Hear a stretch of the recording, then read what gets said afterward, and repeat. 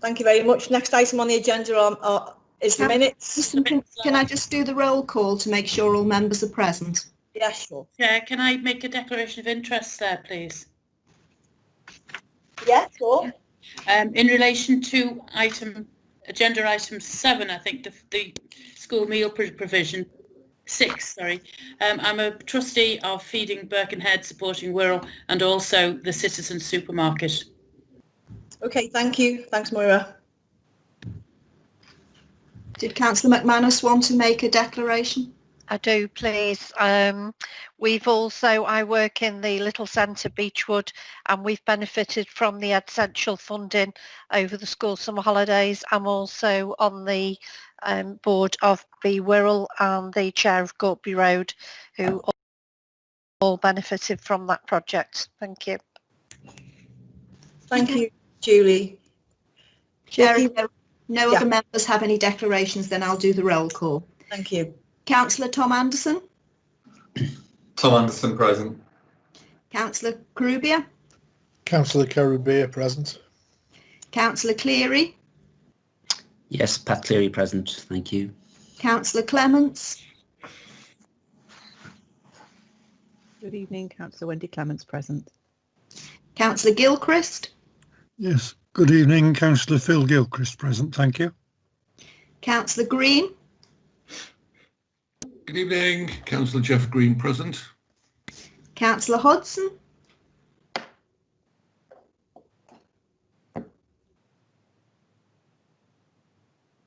Councillor Andrew Hodson. I'll come back to Councillor Hodson. Councillor Leech. Councillor Leech, present. Councillor McManus. Councillor McManus, present. Councillor McLaughlin. Councillor Moira McLaughlin, present. Councillor Nolan. Councillor Yvonne Nolan, present. Councillor Rennie. Councillor Lesley Rennie, present. Councillor Robinson. Evening, Councillor Robinson, present. Councillor Spriggs. Councillor Christine Spriggs, present. Councillor Stewart. Good evening, Councillor Paul Stewart, present. Councillor Usher. Evening all, Councillor Tom Usher, present. And Councillor Williamson's clearly present. She's introduced the meeting. So if I just go back to Councillor Hodson.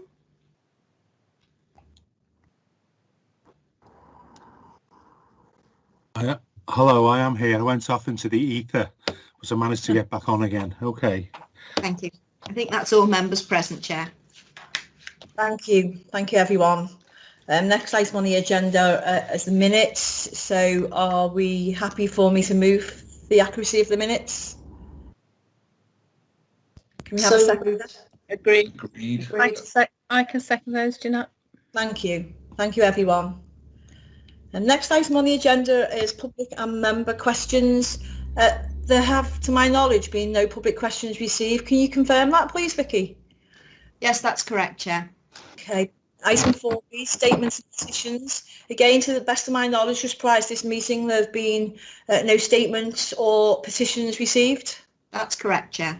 Thank you. 4C, item 4C, questions by members. Again, I'm not aware of any questions by members. No, Chair, there's no questions that have been submitted by members. I don't know whether any members have any petitions that they would wish to submit to the meeting. Okay. Take that there's no petitions. Take that as a no. Thank you very much. That brings us on to section A, key and other decisions, and this is item number 6. So this is the provision of food and activities for children in school holidays during the COVID-19 pandemic. I requested that this report come to P&R as a matter of urgency shortly after the government voted against providing finance and support for children during school holidays with regards to free school meals.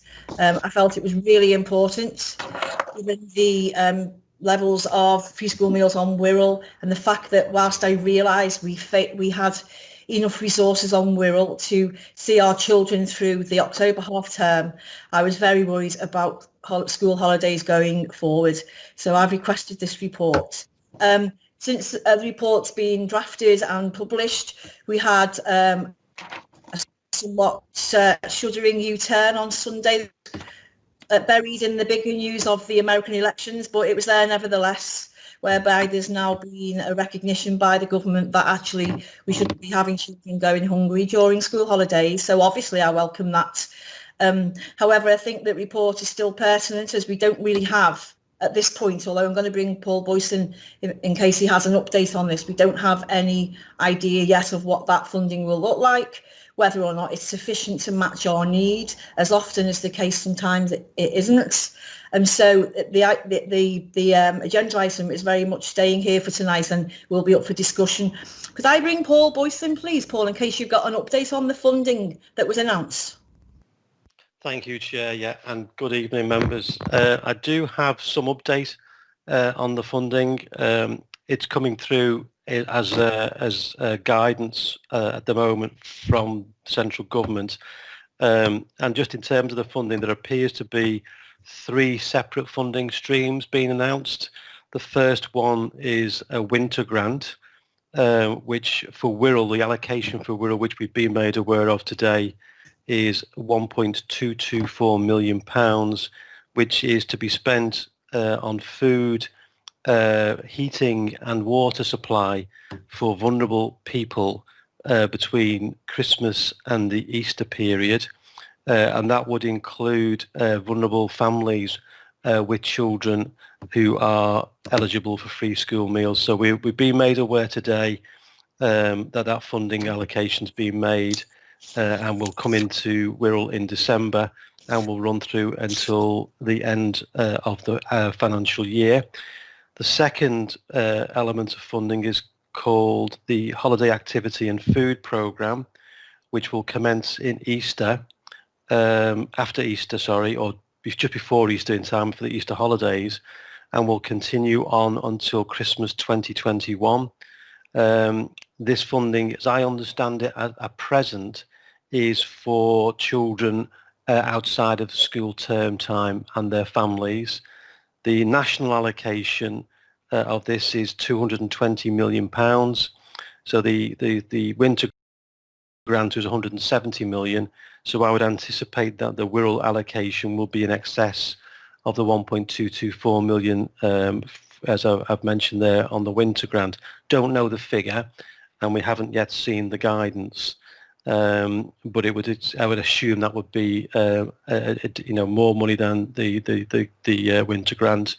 And as I say, that's intended to support families around activities and food from Easter through to Christmas 2021. And the third element is an extension of the Healthy Start programme, which is targeted at families with children under the age of 4 and pregnant women. And currently those families receive £3.10 per week payments to enable them to access food for a healthy start in children's lives. And my understanding is that weekly allowance will increase to £4.25p. Those 3 different funding streams appear to be related to the recommendations that came from the National Food Strategy, which was asking government to consider a longer term strategy for dealing with food poverty and generally, which of course has been exacerbated by the COVID outbreak, and specifically for children who are eligible for free school meals but up until the COVID crisis did not receive government funding for meals during the school holiday period. So that would mean then, in terms of this report, that we have some assurances around this money. Clearly there will be additional funds. The recommendation in the report is suggesting or recommending setting aside existing funding that we know we have in the tranche 4 COVID grant for the same period really between now and Easter, crossing over with the winter support grant. So you may take a view that you still want to at least set that money to one side, even if you don't need it, until there's greater clarity about these different funding streams coming downstream. So that's the update really on the report as requested by yourself, Chair. And the report itself makes a second recommendation, which is for the Children, Families and Education Committee to take responsibility for ensuring that the arrangements that are needed for Wirral children are secured, not just in the short term, i.e. through the COVID crises, but in the longer term by building on the existing good work that's been done in Wirral by a whole range of organisations, voluntary sector, community groups, local businesses, schools, charities and individuals, so that we can have assurances that our children, and I should have said actually at the beginning that in January this year there were 10,848 children eligible for free school meals in Wirral. That number will have gone up significantly. We'll get the up-to-date figures at the end of this month. So there's a significant need there for children in the borough, not just in terms of food, but in terms of accessing activities during the holiday periods, particularly in the context of missing significant periods of their school and their education since March. So that the request is for the committee to take responsibility for making sure that those arrangements are in place, and therefore also utilise whatever funding there is to support that activity and that effort.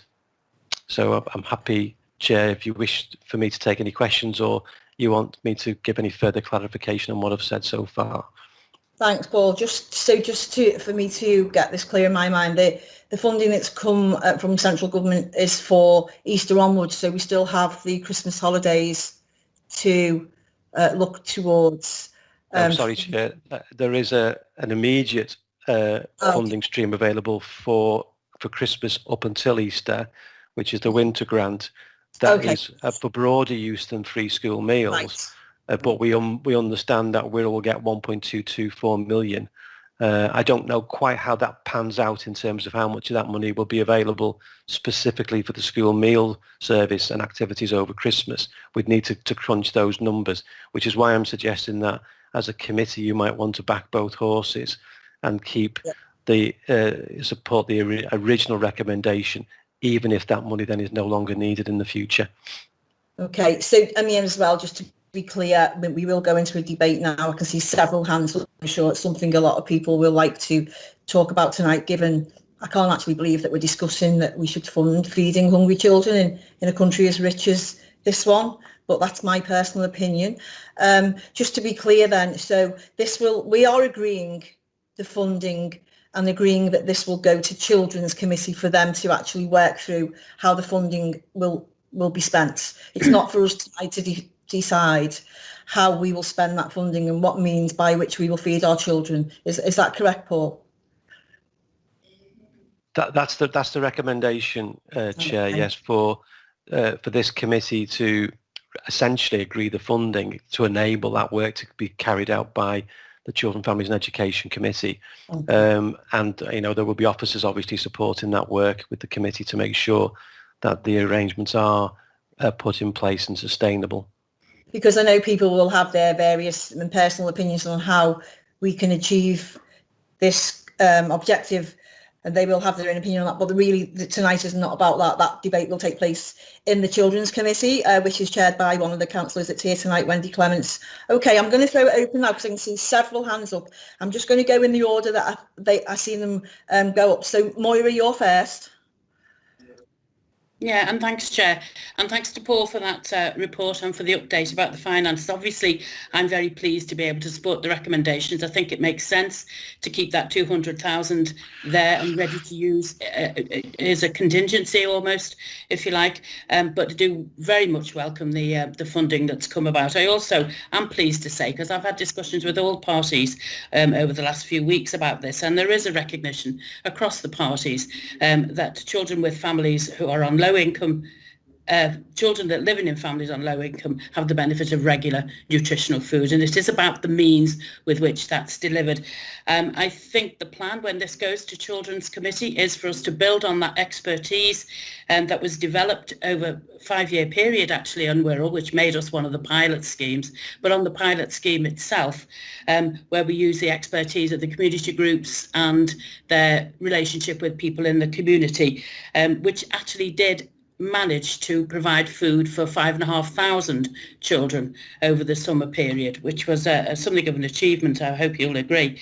And I look forward to working with the Children's Committee to develop this so that we cover areas in the borough that aren't currently covered, and that's mostly in Wirral South and Wirral West, and there is some work to be done there to establish other projects in those areas. Birkenhead and Wallasey are well served, and I know that there were a lot of organisations that put bids into the essential to the scheme over the summer. But I would just like to say I am recommending that when we start to look at developing this, that we use the same mechanism that was used during the summer to make those allocations of fundings, which did work well, and it involved community groups, Community Action Wirral and council officers in making sure that those allocations were done in a fair and transparent way. But overall, I'm delighted with this, and it is definitely going to benefit people in this borough. Thank you, Moira. Thanks very much for that. The next person I have on my list is Tom. Tom Usher, do you want to come in, Tom?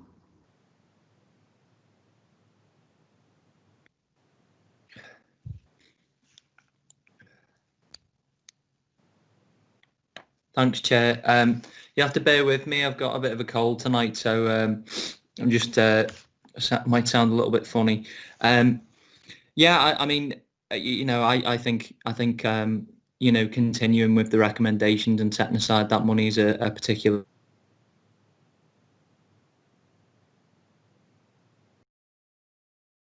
We don't quite know exactly how that money will be.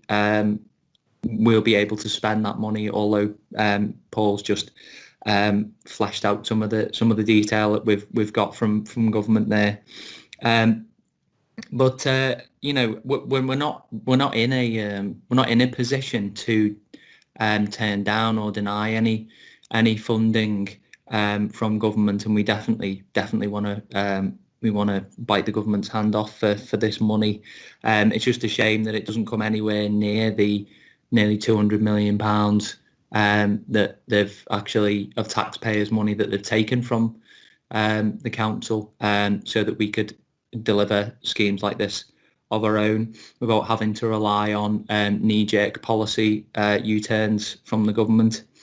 And I think this is, you know, it's classic Boris. You've got this knee-jerk U-turn, this policy announcement based on popular feeling, when in fact this is a long-term crisis, and COVID has made it significantly worse, and it's brought some of these insecurities right to the doors of many families who never thought they'd have to experience something like food insecurity. But this is 10 years of government policy in the making. It certainly didn't start with COVID. We've got over 10,000 children on Wirral who are living in poverty. That's an increase of over 23% in 4 years. And we've got 16,512 people using the food bank. That's a 10% increase in a year alone. 10% increase from 2018 to 2019. So this is something that has been building for a while, and fundamentally it affects children's ability to learn. It affects them physically, and schools have also got significantly less resource to combat this problem themselves, because they themselves have faced you know, ever squeezed budgets over a 10-year period. They've got less money than they did in 2013. So although we welcome this funding, I'm just cautious that this is a major problem. It has its origins much further back than COVID, and I do believe that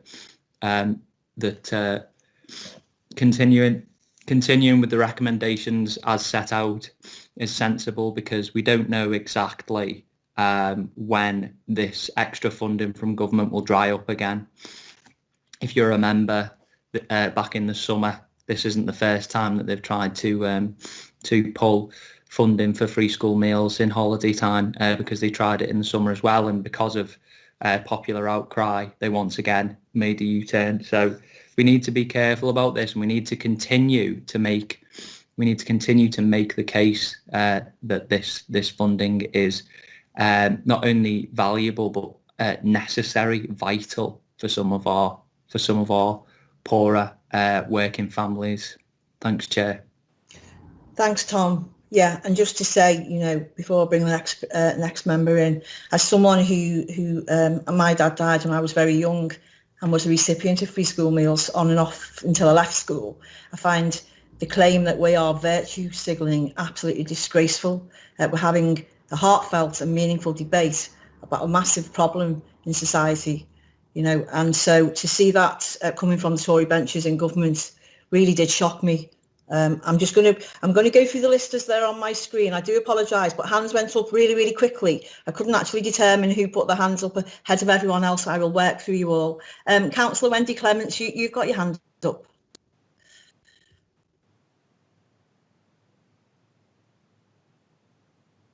Thanks, Chair. I don't want to repeat things that other people have said, but obviously this money is really welcome for our children in Wirral. And also, as Paul highlighted, the opportunity to support families and people maybe living alone who are really struggling in this particular time from that fund will be very valuable. I think we should bear in mind that governments haven't traditionally funded children's meals in the school holidays, so this is a step forward, and this is something we should welcome. £1.224 million is a lot of money. Very useful, bearing in mind that we were going to achieve something with 200,000. Chair, I would like us to just remember to thank all the groups that work so hard in their communities.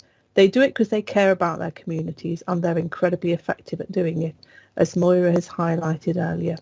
And the Children's Committee will take this on. We will relish the task, and we will do our best for our children in Wirral. Thank you. Thank you for that, Wendy. Councillor Chris Briggs, you're next on my list. Thank you.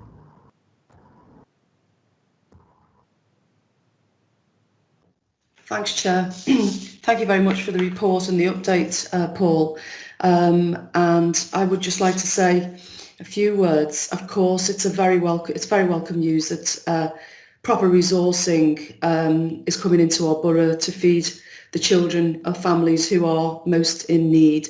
It does have to be said, though, that, you know, it's been well documented that, you know, our Prime Minister was, you know, was shamed into this by the footballer Marcus Rashford, who ran such a successful campaign after weeks of Boris Johnson digging his heels in and refusing to cede to calls to extend free school meals to children from low-income families. And whether we've done it traditionally or not, the need is there. We're in a COVID crisis, and as my colleague Tom Usher said, this crisis was building and building over a number of years, and now we find that even more children from families that are in need, that number is increasing. So that need is increasing, and so, you know, we need to really call this out. I mean, it's really not acceptable that, you know, a footballer whose role was supported and praised by none other than Save the Children, the Royal College of Paediatrics and Child Health, the Archbishop of Canterbury, and many others. You know, this isn't good enough. This is not the way that we should be supporting our most needed children and families in a crisis like this. And, you know, Councillor Clements is absolutely right. We should be thanking all the groups, all the voluntary groups, all the businesses who stepped up, who did an incredible work to get food out to families during the last half term. And so it makes the comments by the MP for North Devon, the Tory MP for North Devon, even more galling, whereby she says, "I'm delighted our local businesses have bounced back so much after lockdown that they are able to give away food for free and very much hope they will not be seeking any further government support." That is not the way you thank the groups who've done that, I'm afraid. So a lot of lessons have been learned. Great news for Wirral. It will be used brilliantly well by our Wirral officers, by all those who stepped up last time, by all those voluntary groups, all those charities, all those people who care so deeply that we should not be leaving children with nothing to eat in one of the richest countries in the world. So I'm delighted, I'm pleased, and let's move that forward and let's learn the lessons from this as well. Thank you. Thank you, Chris. I'm going to go to Councillor Gilchrist next, as he's next on the list. Well, thank you, Chair. As members have said, it shouldn't have been down to a footballer to embarrass the government into doing what's right. I'm also interested in other aspects of this. Hungry children can't concentrate. And in the long term, if children aren't receiving the right diet, there are physical implications in later life. So those we have to bear in mind. As has been mentioned by Councillor Moira McLaughlin, it's important that the scheme is Wirral-wide because well-developed networks exist in some parts of Wirral and not others. I'm casting my mind back actually to the 1930s because in the 1920s and 30s, the people of Wallasey sent help to South Wales as part of a mutual aid scheme to a little town called Ammanford. We're in that sort of crisis now, I'm afraid, because in the 1940s, William Beveridge identified the 5 giant evils, one of which was want. And my worry is that the longer the COVID crisis continues and the more jobs are uncertain, that this situation will remain with us and we have to work to overcome it. So I'm very pleased that we have a scheme that's in early development. I am appreciative that money has been found by the government, but we know from what's been said that's only to Easter. So we have to start work on schemes planning beyond Easter as well. The guidance from what Mr. Boyce was saying appears to be a winter grant and may have to cover many things.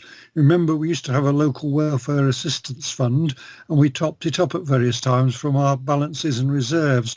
So there are many obstacles to be overcome. But the chief thing is that we're in a position to help people. But one of the issues that people have, and I watched a documentary the other night about Cornwall.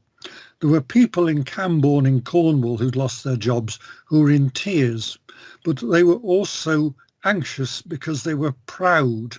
And people are often very proud about seeking help, but they're in a situation now where it's inevitable and right that we should help them so that they can get through this difficult time. Thank you, Chair.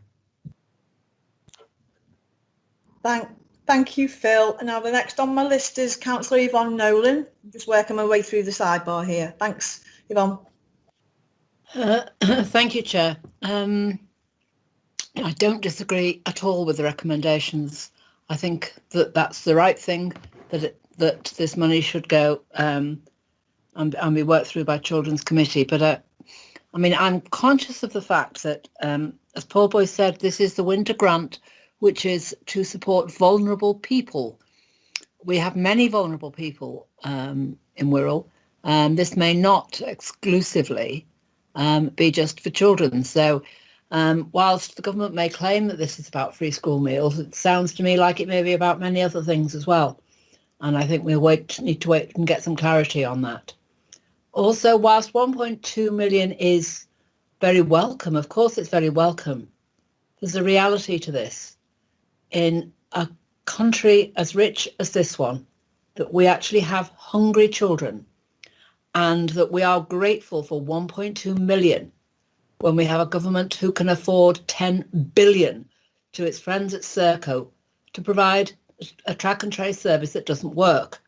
So, I mean, whilst 1.2 million is welcome, and they were shamed into that by public opinion, nonetheless, it's not really a lot of money in the grand scheme of things. This country should be ashamed of itself that it has hungry children. We had hungry children in Victorian times. Are we going to revert to that?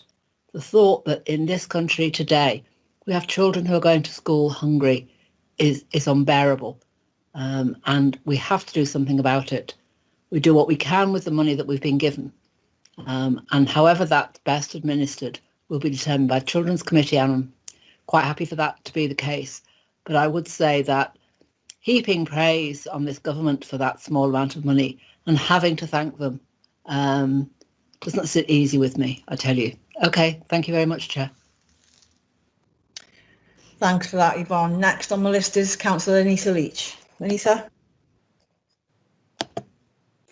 Thanks for the report and update, Paul. I'm pleased to support the recommendation within this report as set out.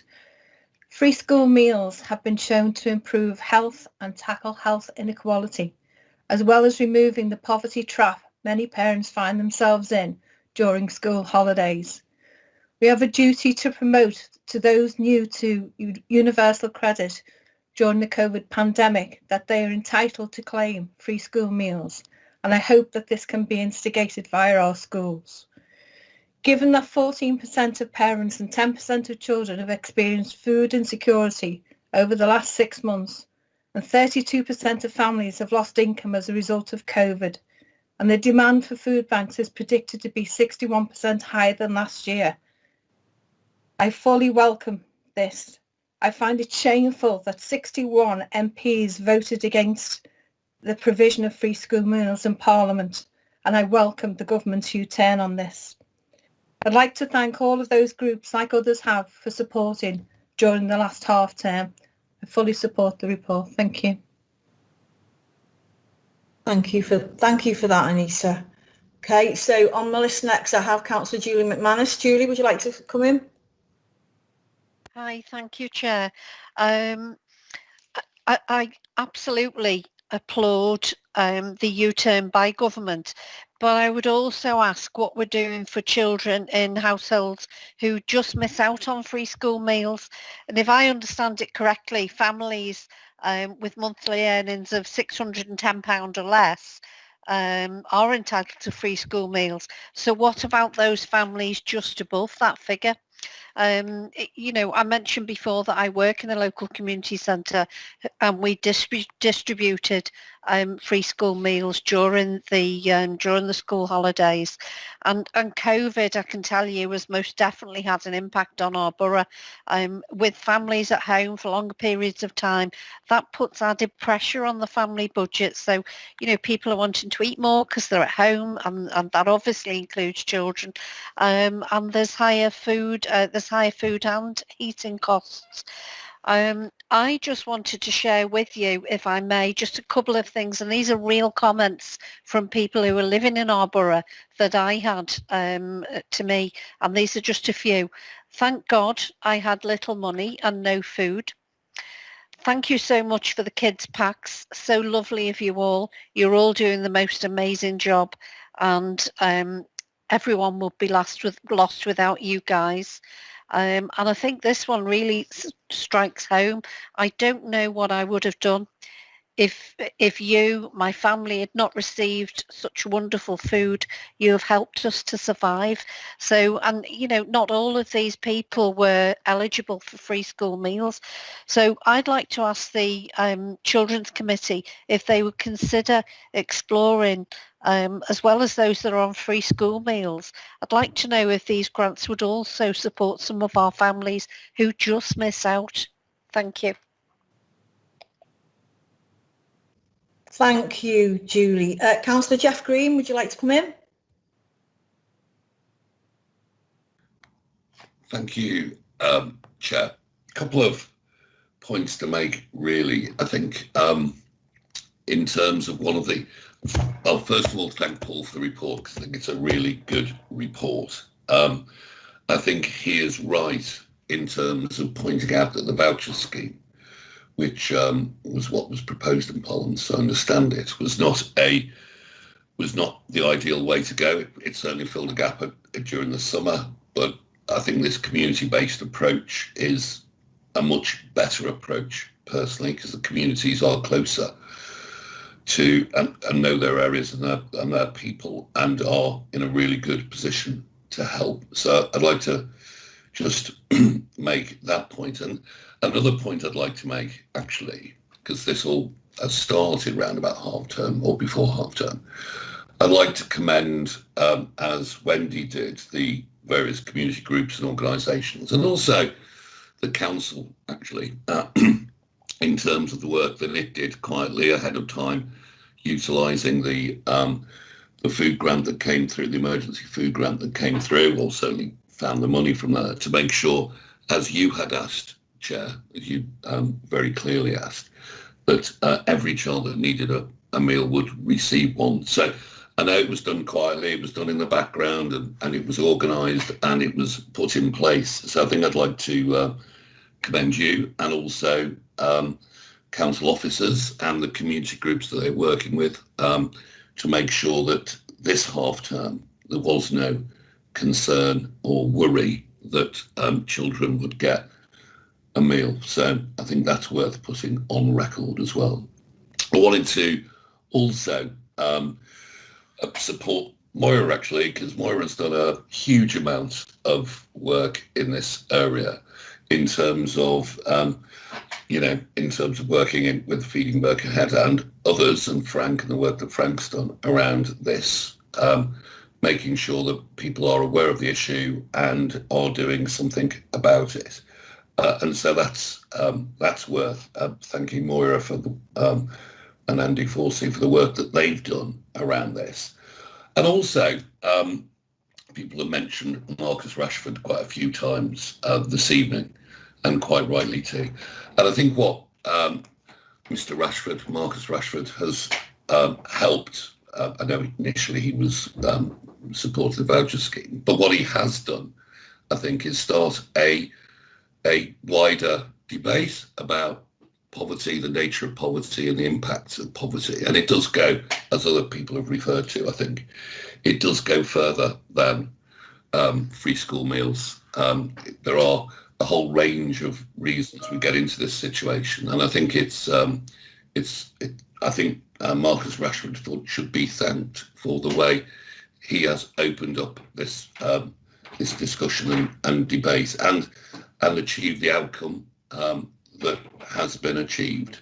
I did speak to Paul, but I think key around this is also going to have the infrastructure in place, the wider infrastructure, to make sure that that those organisations that we currently have are supported, assisted, developed where necessary, but also the infrastructure more widely across Wirral. I think that's going to be important as well, to make sure. I think Phil Gilchrist made this point, but just to re-emphasise it, and I think he has identified that. And again, I'd like to support that and thank Paul for that, and hopefully the Children's Committee will, as they go through it, will work that through. Food banks, etc. I think it is fair enough, I think, for people to say there is, there is something wrong with society. I think Paul actually said that where people need a food bank. But I think there is, and supermarkets, etc. But there's something, I believe, innately good in a society that actually sets them up, supports them, develops them, volunteers at them, and so on and so forth. So, yes, I can understand where you're coming from, Paul. But I think on the other side of that, you should. I think there's something great about our society and the way that we have supported those food banks and so on. Another question I do have, and I'll just make the point because I think it was Yvonne that said this takes us up to Easter. I think I'm right that Mr. Boyce did point out that there's a further grant coming that will run from Easter to Christmas 2021, so next Christmas. So it is beyond Christmas and Easter, which the 1.22 million is for. But then we anticipate additional funds coming through to take us from Easter to Christmas, and I think that's good. And I have a lot of faith in the Children's Committee to work through that and how they do it. I suppose we have to be careful about sort of mission creep, don't we? In terms of all sorts of people asking them to do all sorts of things with this money, and whether that ends up diluting the impact that we all, I think, want it to have, because after all, it's absolutely certainly not the children's fault if they are going hungry.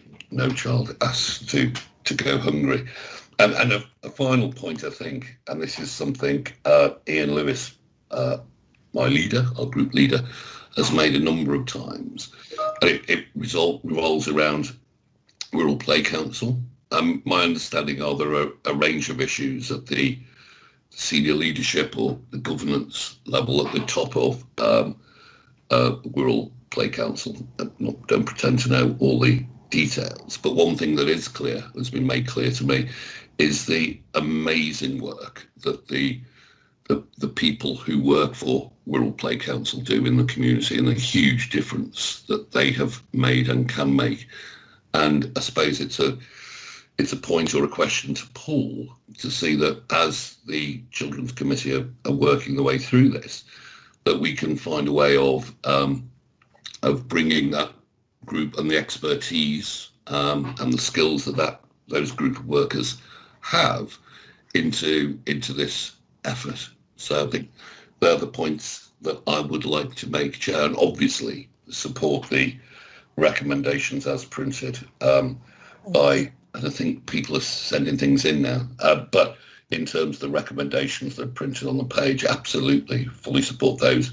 And I do think it's a good idea, as we're waiting for other money to come through, to allow the Children's Committee to get cracking. Thank you. Thank you very much, Jeff. I don't think anyone would disagree with, publicly putting on record our massive thanks and gratitude to our community groups who have been amazing throughout this, particularly half term, but all year round as well. But I have to say that a society where we have children who are going hungry, it's a terrible indictment on us all. And furthermore, poverty and hunger, there's no dignity in that. So I think we just need to check about saying how great society is. Although I do say, again, our community groups have been an absolute inspiration and a pride to us on Wirral. I'm going to bring Councillor Paul Stewart in now, who's been waiting patiently. Then we have a few others, and I think we could probably get to the summary and the recommendations. Thank you. Thank you, Chair.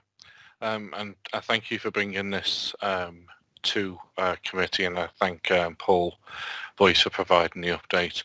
I find it unbelievable that when this issue was in Parliament, the UK government instructed its MPs to refuse to provide food for the country's poorest children, with abhorrent comments from Conservative MPs like it will increase dependency. Parents would choose to not feed their children. Free school meal vouchers effectively went direct to crack den and a brothel. Food parcels sold or traded for drugs, and it would be like nationalising children. While at the same time this government was given hundreds of millions of pounds of public money to pay for PPE, which was unusable, paying their friends salaries of £7,000 a day for running a test and trace system which is flawed, they wanted to deny some of the poorest children in society some food. Children at risk of going hungry in this country because of a decade of stagnant wages and cuts to social security. Not only have the Conservatives voted against helping these children, they are now blaming their parents. Government don't usually make provision for children during school holidays in normal circumstances, but we're not in normal circumstances. We're in a COVID crisis, and people have suffered, as I've said, 10 years of Tory austerity. I welcome the U-turn, and I also welcome the extra funding which is so desperately needed, and I will support this recommendation tonight. Thank you, Chair. Thank you, Paul. I've got two more speakers, and then I do believe that everyone will have spoken on this debate. So I'm going to go to Councillor Chris Carubia. Chris? Thanks, Chair. Thanks, Yvonne. I've listened to what everybody said, and I find it really interesting, the different viewpoints, but everybody is agreeing on the same thing, that we shouldn't have children without food and going starving and hungry. It's an interesting point, and I'm really heartened to hear from Moira, who I know has done sterling work with this in Birkenhead, feeding Birkenhead with Frankfield. But I'm really heartened to hear the fact that we need to push this further out, because us, in my ward, sort of on the outskirts of Wirral, if you like, we feel sometimes a little bit like the poor relation. And I know that the people here, the churches here and cafes here have done exactly the same as everybody else in feeding for families. The point I would like to just raise quickly is that we always talk about poverty as being in Birkenhead or Wallasey or in Mill Park Estate and stuff. But then we've got an issue now where people, because of this pandemic, are becoming in more affluent areas are becoming susceptible to the same thing. So when you look at these 4 and 5 bedroom houses with the Range Rovers outside, the Range Rover might be a company vehicle, and the family might be a step away from losing their mortgage, losing their house, and not having 2 pennies to rub together the same. So, you know, I'm thinking this is going to be a bit more widespread, and it's going to be here for us for a longer time than we think. So I'm quite keen. I'm wholeheartedly behind Paul's recommendations, absolutely, and I know that the Children's Committee will work hard to get this resolved and work hard to get this done. But I'm just keen to make the point that it's not just traditional areas of poverty that are struggling. It is other affluent areas that are equally struggling in Wirral West and Wirral South. So thanks for that, Chair. Yeah, I completely agree with you on that one, Chris. It's almost like hidden poverty, isn't it, there? I'm with you on that one. I've got Pat Cleary, you're next. Thanks, Pat. Thanks very much, Chair. And just to say that I too, of course, support the recommendations in the report and want to give my own personal thanks to all of the community groups who do such amazing work in helping and supporting people in our communities. Just want to reference what was referred to earlier, the voucher scheme, and is also referred to in the report, and the issues that come with that. Vouchers have been a very blunt instrument in terms of providing food support for families. So I definitely welcome the community-based approach here. I think it gives us more flexibility, and I think there's some important aspects to that. We've got more flexibility over the quality of food that goes to families and to children, and it gives us more flexibility in terms of supporting local businesses as well, which is particularly important, as we all know, at the moment.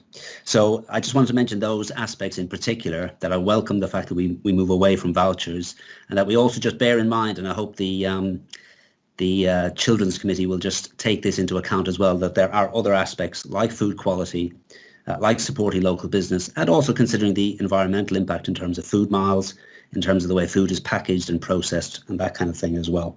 So thanks for giving me the opportunity to make those comments, Chair, and just to reiterate, I do support the recommendations. Thank you. Pat, some really good comments there as well from you. Okay, I've seen another hand creep up. I'm going to let you in, Councillor Spriggs, as long as you're brief. I'm going to be very brief. Thank you, Jeanette. So, you know, it is good news, but I can't leave the meeting tonight without coming back from Councillor Green's long piece that he has given us tonight. You know, it has to be stated, unfortunately, Councillor Green, that it was pressure from Marcus Rashford and 1 million people who signed up to the petition that he felt compelled to have to put out there. I signed that petition. Did you, Councillor Green? I don't want to be having to sign petitions like that. We shouldn't have to. And to be fair, it really would have been good tonight to have heard at least one of the local Wirral Conservatives on this call to give us at least some words of criticism of the way that this has been handled. You know, so yes, you know, we're hearing about, you know, that the Healthy Start section of the scheme will increase an increase of from £3.10 to £4.25 per week per child to feed them under the Healthy Start programme. There's lots of us here who would be really wouldn't even dream of thinking that they could feed a child on £4.25 a week plenty of us who wouldn't even dream of it. So I'm sorry, I do have to come back on that, because I do feel disappointed by some of the things that Councillor Green said. Thank you. Well, thanks, Chris, and thank you for keeping it brief. Jeff, just wait for me to bring you in. I know you're going to come in off the back of that, but can you also keep it brief as well, please? I'll keep it very brief. I certainly haven't signed any petition because I had a stroke, so I was in hospital. First of all, Christine. Second of all, I think if you take the time to look back at what I said, I think you'll find I actually praised Marcus Rashford for the work that he'd done and bringing attention to the wider implications of poverty, as well as criticise your own government. So, thank you. Okay, all right. Do you know what? I think you've both said what you need to say to each other. I'm going to wrap this up now and move on to the recommendations. I would just like to say that it's quite clear what the feeling is in the committee tonight. I do have to come back slightly at Councillor Clements, who says it's not the government's job to feed children. No, it's not. It's the government's job to run the economy in such a way that people get paid a fair wage for a fair day's work, and they're not left struggling to feed their own children. So if the government hadn't inflicted 10 years of austerity, they wouldn't have to then be now 10 years into it, having to find money to feed children. So I do have to take that one myself. However, I am going to move on because we have got recommendations there.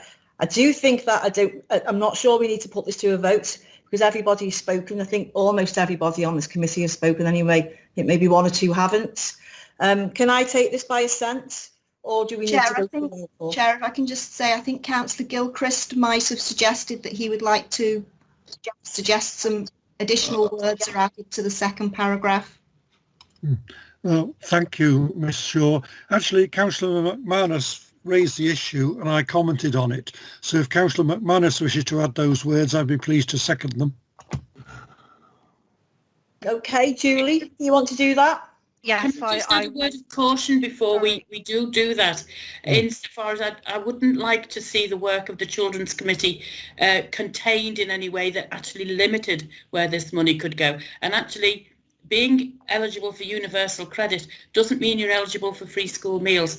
So I think if you could come up with something which just widens the remit to including children who are not necessarily in receipt of free school meals, that would serve the purpose without containing the work of the committee too much. Yeah, No, I would second that comment, yes. actually. Someone want to, are you happy to amend your suggested amendment? Vicky, would this be an amendment, or how would we decide? No, Councillor Williamson, I think this is a motion that's being moved, isn't it? So it's not strictly an amendment, because there's nothing actually been moved yet, I don't think. Right. So would we, are we happy to accept that? Yeah, I'm happy to accept the suggestion by Moira, Chair, because I think that does, I think you started by saying it's the Children's Committee are going to do it. I think what Moira has said allows what Julie, the good point Julie made, but doesn't box in, if you like, the Children's Committee to come forward with flexible solutions to what are wider issues. Yeah. Agreed. So is well, is Councillor McManus happy to move those words that were suggested by Councillor McLaughlin, and that's seconded by Councillor Gilchrist? Yes, I am. Thank you, Vicky. Right. Okay. I was just saying we do have Chair of Children's here, so I'm sure Councillor Clements would have made her feelings known as Chair of that committee. So I'm going to go straight to, well, the assumption that we have assent on this then. We won't really well. Agreed. Thank you. Yep. Thank you, everyone.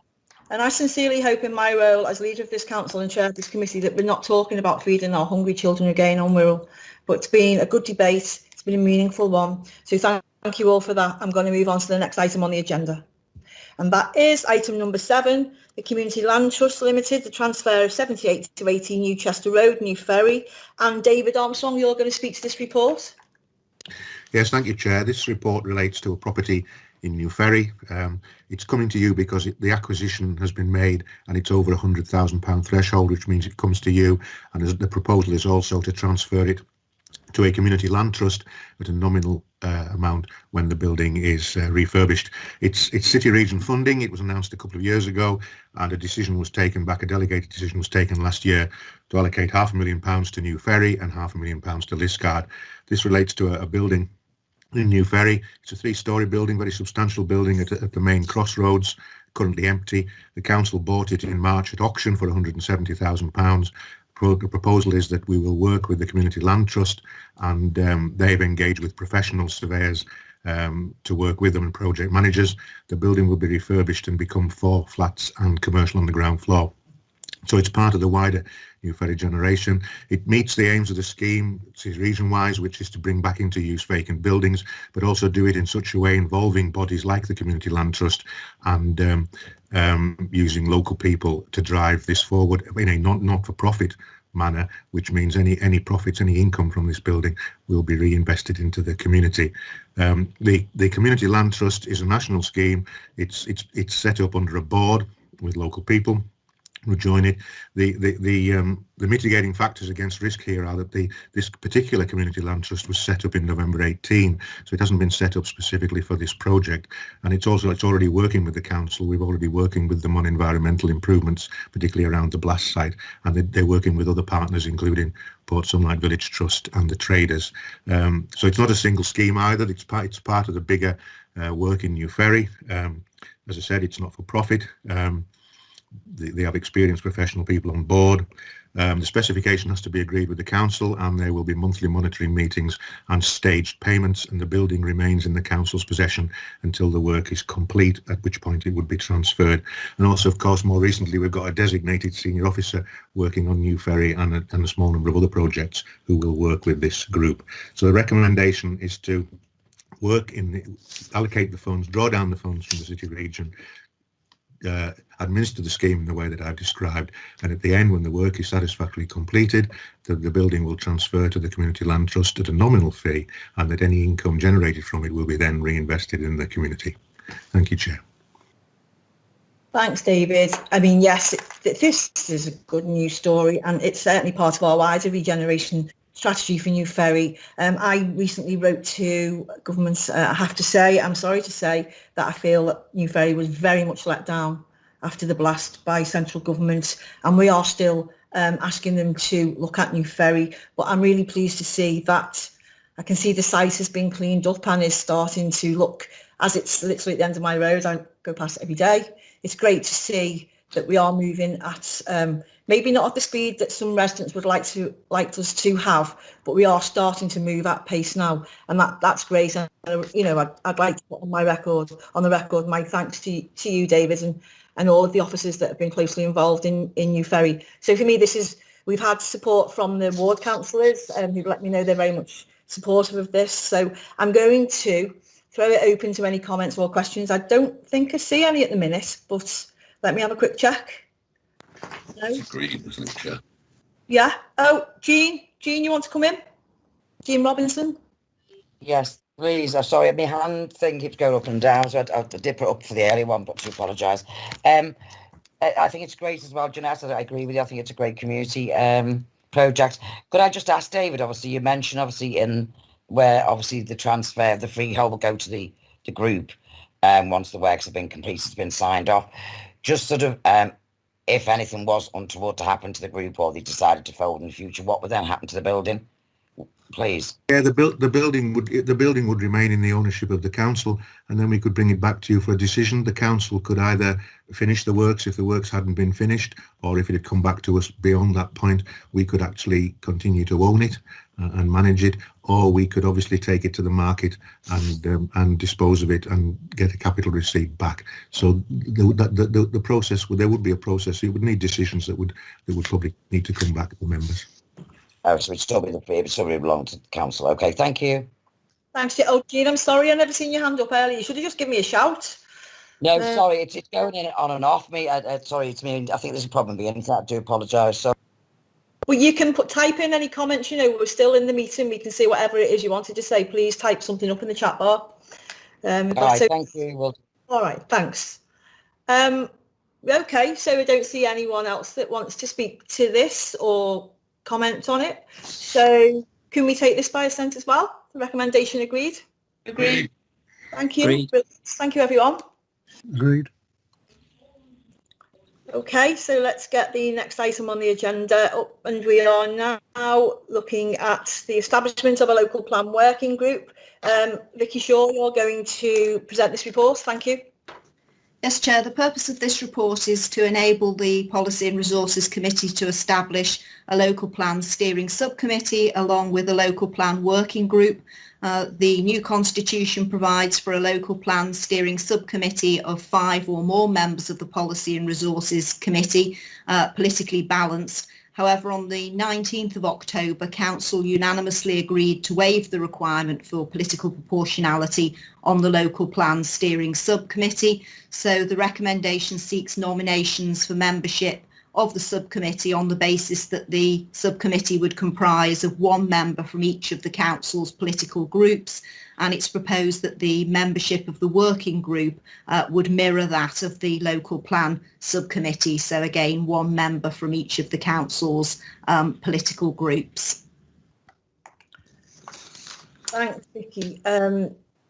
Is anyone, Jeff and Anita? So Jeff, your hand was up first. Thank you, Chair.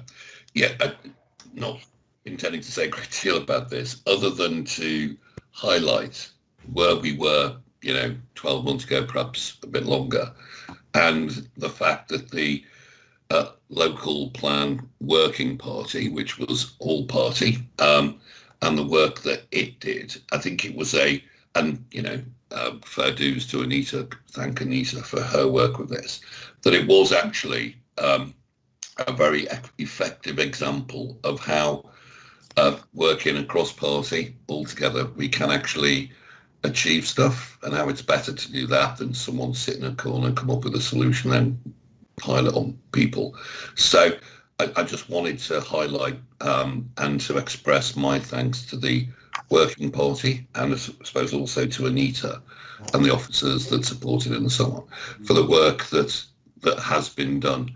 And I think it's a good pattern for other challenges that will be facing the council as we move forward. So I think I just wanted to make that point, while obviously supporting or agreeing the recommendations as listed, obviously.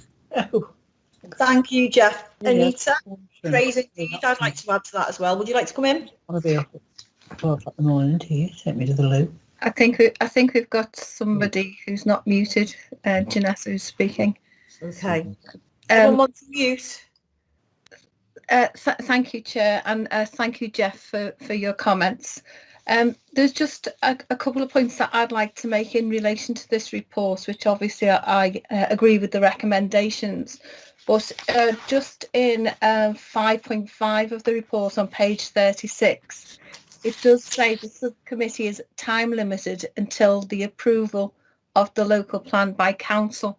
The terminology that we've actually been using is, and it is on the terms of reference, is adoption of the local plan.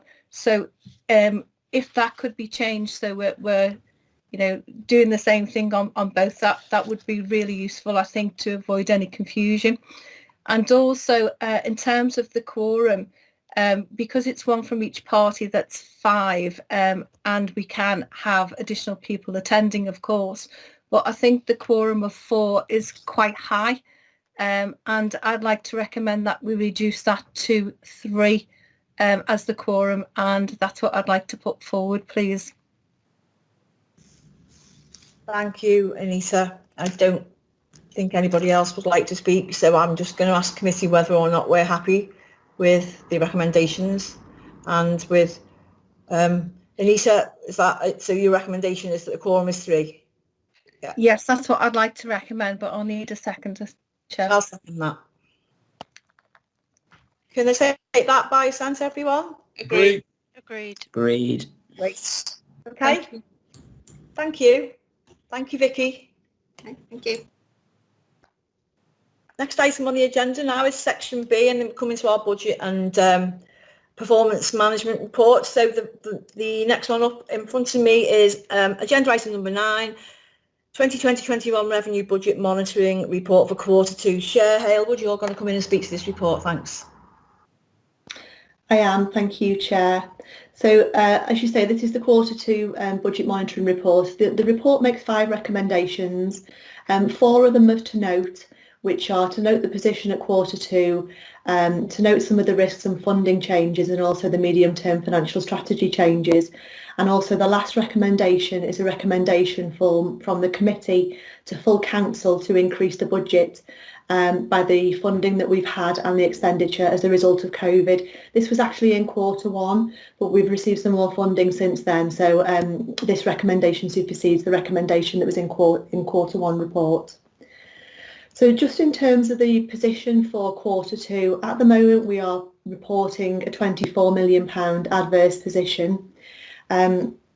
This is mitigated by some of the savings compensation scheme that we have put a claim in for from government, and this is 9.3 million. The reason we are not showing this offset against the budget gap is, although we've submitted the claim, we have not received the money back or confirmation yet as to whether the claim will be accepted. I mean, we are hopeful, but we haven't received that confirmation, so for prudence we have left the gap at 24 million. If we do receive that funding, which is 9.3 million, obviously that will bring the gap back down to just under 15 million. This is quite a significant improvement on Q1 report, which we were reporting around about 30 million at the time, and this is the result of mainly we've had additional funding for COVID expenditure. At Q1 we were reporting an overspend on our COVID funding. We have had some more funding since then, as I say, and also we've had an improvement on our savings target. So in Q1 we were reporting quite a large number of savings that we didn't think we were going to achieve. But since then we've done a lot of work, and we will actually achieve some of those now. So just in terms of that overall position, if we do get the income from government of 14 million overspend, I'll just take you through the main highlights from those areas really. So in adult social care, that directorate is forecasting more or less a balanced position. There are some minor overspends within the directorate, mainly as a result of unachieved savings, but it's being offset by underspends elsewhere. Within children's, families and education, there is an overspend there being reported of just over 2 million. And this is a result of 2 areas. So it's an increase in looked after children and foster allowances, and also SEN transport as a result of social distancing and having to put additional transport on for SEN. Within resources, a small overspend there, 1.3 million. This is a result of merely 2 main areas. So there is a pressure on the school's traded service, which is not generating as much income as we had anticipated. And also we do have an income budget in for summons fees. So where we actually take court action for people who are coming to that stage of their recovery in their debt, we do generate some income from summons fees, obviously because we've not been taking court action since the start of the year and the end of last year. We haven't received any of those income from those court fees. Within legal and governments, a very small overspend there, mainly as a result of unachieved fees, which obviously hopefully we'll have the money back from government from there, and also some additional staffing in the safeguarding team. Within regeneration and place, more or less a balanced budget there. They're actually reporting a small underspend, and that's mainly as a result of staffing and vacancies there. And then on to neighbourhoods. So this is the main area for that's contributing to the overspend, and this is 12.2 million. And this is mainly as a result of the income that we're not actually achieving as a result of the facilities being closed. So obviously, if we do achieve the income that we've asked for from government, this will be a significant reduction in that area. And this cuts across community patrol, cuts across green waste recycling at the start of the year, leisure, cultural and museums, and also car parking as well. So quite a significant area in terms of the overspend there. Within the corporate office, there's a small overspend within the corporate office. This is just an interim overspend as we're just finalising the arrangements for the corporate office, and we're hoping that will actually go before the end of the year. So there's just a couple of other areas that are contributing to the overspend. One is the cross-cutting initiatives, the savings that I mentioned at the start. So we are not still managing to achieve all our savings that we put in at the start of the year. And this is mainly as a result of capacity and the fragility of the market. We have got a saving for negotiation of contracts. However, at Q1, we were forecasting a deficit of just over 11 million. That's come down to just over 5 million for Q2. So as I said at the start, we are actually making a bit of headway, I think, in terms of trying to find some of those savings. And then the other area is capital receipts.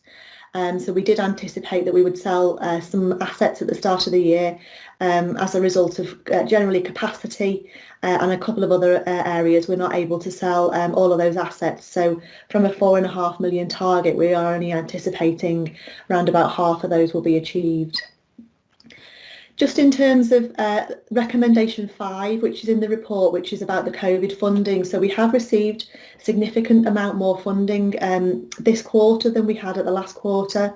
So we're around about 42, 43 million now. And actually this table's out of date as I speak, because we have received some more funding since then. Paul Boyce obviously was enlightening into the winter funding that we've received quite recently as a result of that. So we will actually bring an additional table back to the next P&R, and that will be an update for council. But that is going, as I say, to offset and mitigate some of the pressures that we had on our COVID funding.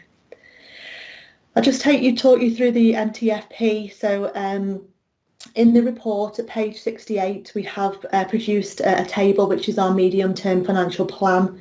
And this will be familiar. This is a table that we bought at Q1, and also the all-member briefing that I have been through, I think, with the majority, if not all, of members. This just highlights some of the areas where our budget gaps are, our pressures are, and what our budget gap is to the end of this year and for the next 5 years. So members will hopefully be familiar with the budget gap at the end of next year, 21-22, of just over 60 million. And then as a result of normal pressures that we have every year, as a result of pay inflation, contract inflation and levies, that increases to just under 90 million in 25-26. I just give you an update, or give the committee an update really, in terms of our funding position. Our external auditors, Grant Thornton, have written to the Chief Executive to express some concerns over our financial position.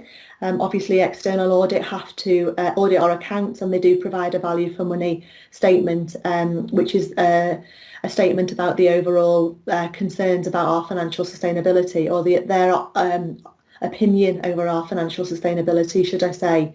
They have expressed some concerns in that letter, so they've made reference to our previous budgets and our previous budget gaps. But what they have said is that some of their concerns have been alleviated by the fact that we have applied to MHCLG for a capitalisation directive, and they are having update meetings with myself and the Chief Exec on a weekly basis or on a fortnightly basis at the moment, just to check up on our position and to make sure that our plans are in place to adhere to the MHCLG guidelines and the conditions that they set out as part of the capitalisation directive. So I'll just pause there for any questions, Chair. Thanks, Chair. So you touched upon mine about the capitalisation directive, because I'm really keen to have updates as soon as you get them. I mean, I have to say that after having meetings with Robert Jenrick and Stephen Barclay and speaking to them face to face, well, obviously on a Teams meeting, but in person, and asking them to help us, and I was assured that that would happen. However, as the weeks progress and I'm not receiving anything positive back from central government, I'm starting to feel that our only option will actually be capitalisation directive. I just wondered what you thought, whether or not that was the case. Yeah, I mean, we haven't received anything in writing, further in writing, in terms of I think the original announcement, which was that no council in a tier 3 area would not be able to present a balanced budget for this year and also for next year. Obviously, as a result of the national lockdown, things may well have changed there. However, As a Liverpool City region, we have prepared a paper that we are waiting to share at the moment with MHCLG and Treasury, and we are chasing up a call because they did promise to have a call with us to discuss our funding and discuss that statement. And I understand that we have chased that up, or we are going to chase that up this week. So, but we haven't had any further update in terms of the original statement that they made on the funding. Thank you. Councillor Chris Carubia, you've got your hand up. Yeah, thanks, Jeanette. Thanks, Chair. Yeah, this is okay. I've got a couple of quick questions for you here, Chair, and I know we're all looking as a whole council to find funding, and we're going through our own directorates to see what we can sort. But you mentioned a couple of things, and I wanted to put them on record. One is that Children's has got the same amount. We've got the same spend as we had in 2016, which I find incredible because they've done a lot of good work. And you mentioned that we had a £2 million overspend. Am I correct? And you mentioned part of that was the SEN transport. Am I correct in saying that we inherited that in Children's just recently? So it's not something we were in control of.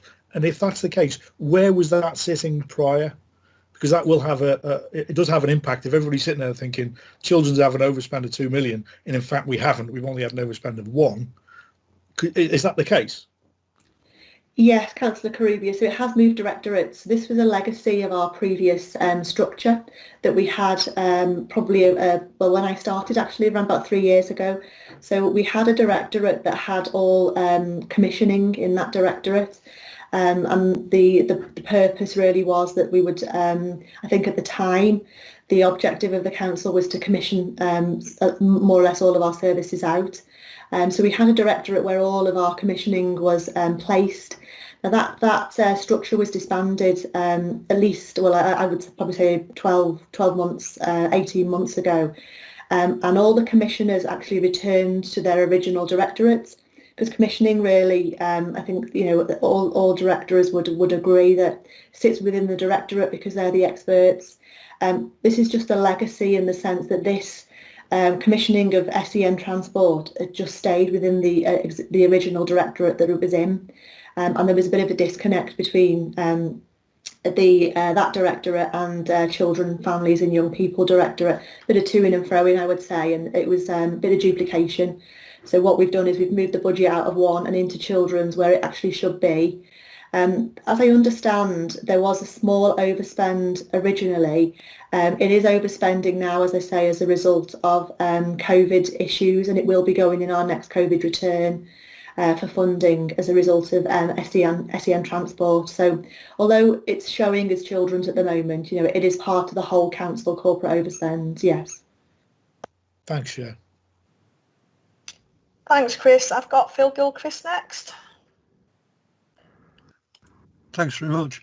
Thank you, Chair. The first thing, I'd be grateful if the letter from the auditors that has been mentioned could be circulated to members of the committee. I'd like to see quite what they're saying and exactly. Auditors tend to write in very careful terms about things being challenging, but I'd like to see their exact statements. The second thing is all we need to do and keep doing is try and get an answer from the government on the capitalisation, though I'd like to, again, to be very cautious about what strings might be attached to it, and so would welcome early signals from that.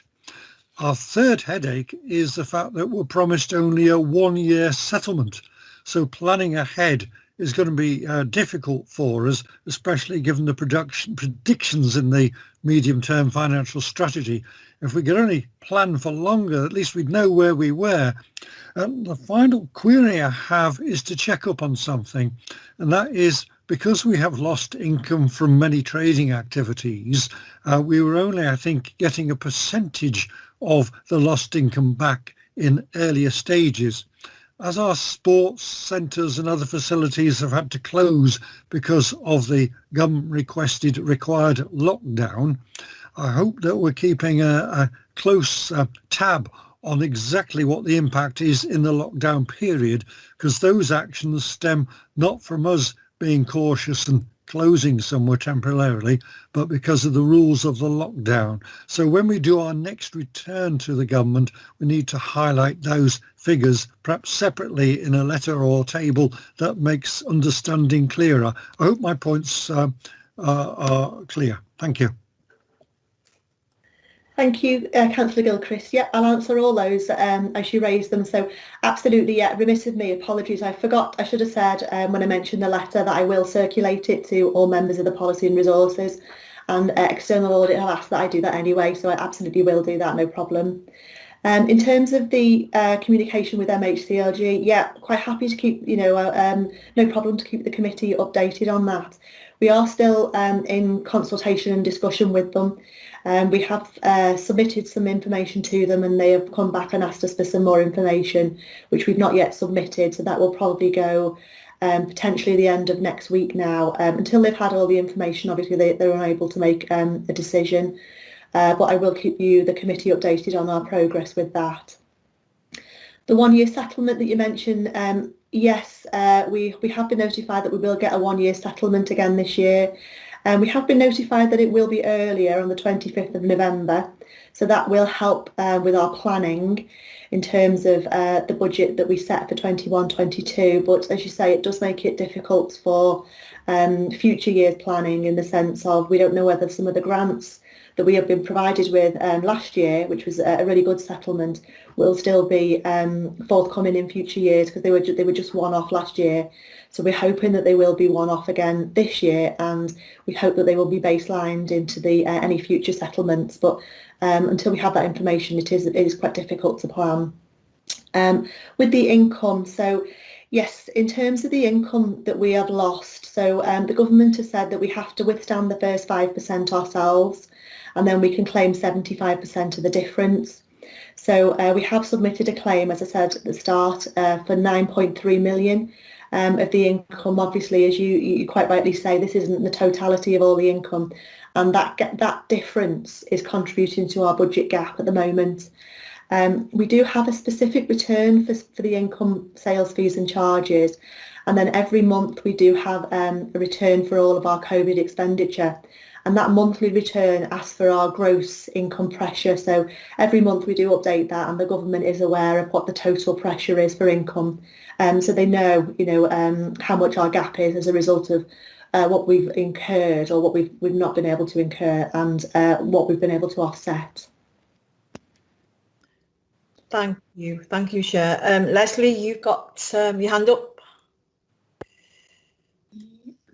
Yeah, thank you, Chair. I just wanted to ask a question, and I apologise if it seems that it's loosely linked, but on page 48, 3.3.2, children's and families, and it's probably one for Paul Boyce, please, just makes me recall what I was listening to this morning. There was a report recently, actually published today, about the provision of residential care for teenagers specifically, many of them with complex needs, and Anne Longfield, the Children's Commissioner, was highlighting some of the problems on the news today, talking about the number of children who live who are placed, literally hundreds of miles in some cases away from their family homes, and they have several changes of placements due to probably their complex needs, really.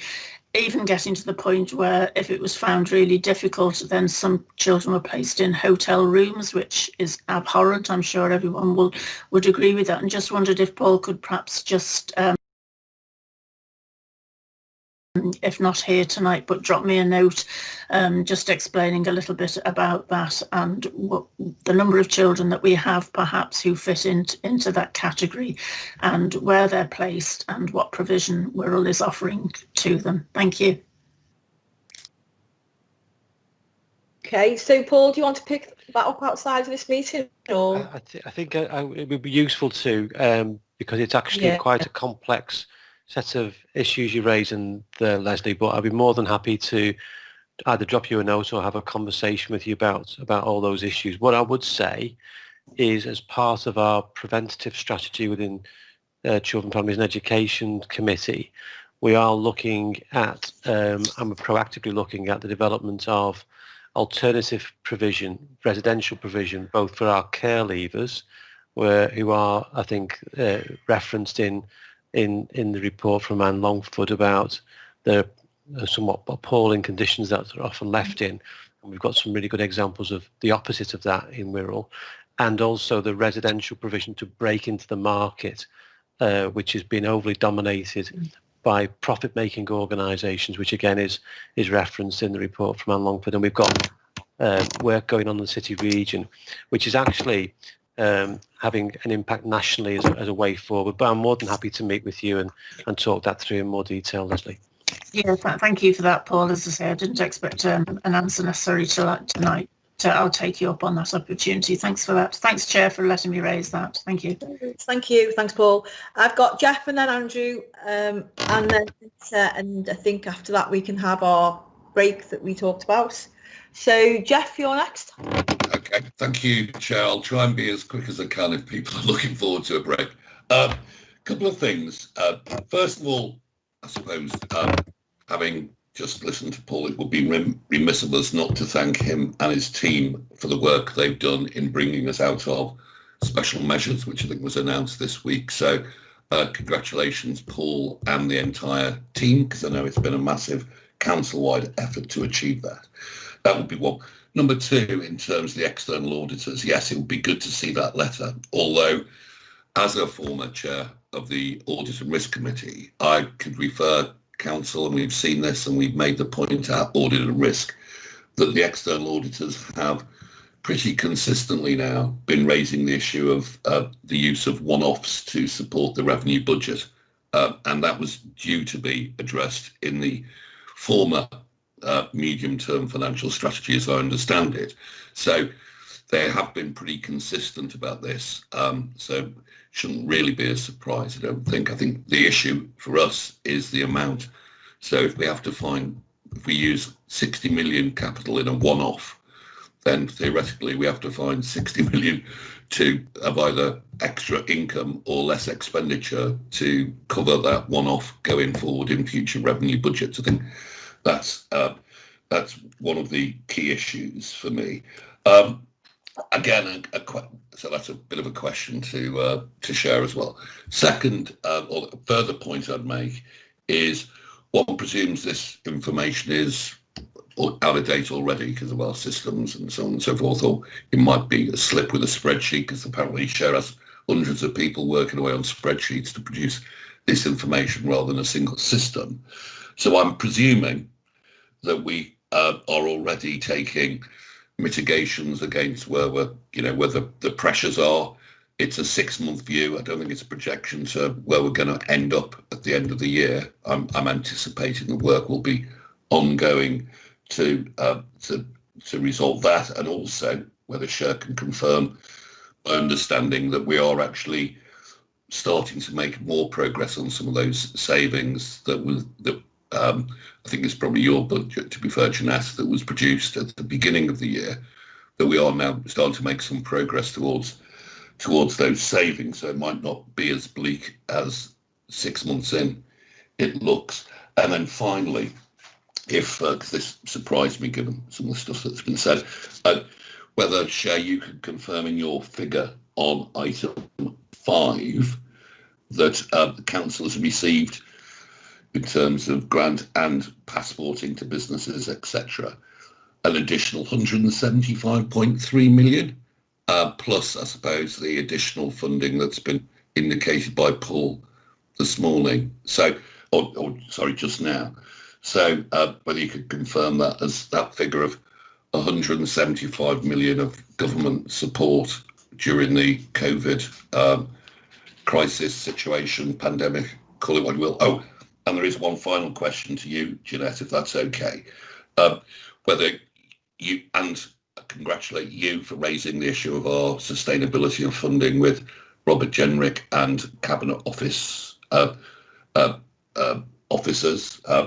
So thank you for that. But could you give us an indication of whether the extra money that was given to Liverpool City Region for all the local authorities, whether that has been distributed, so all of it, so Wirral is getting all of what it should get out of that grant, and whether that's been distributed to us yet, and when we're likely to receive it, and that the city region aren't holding a bunch of the money back to do whatever the city region does with money it holds back.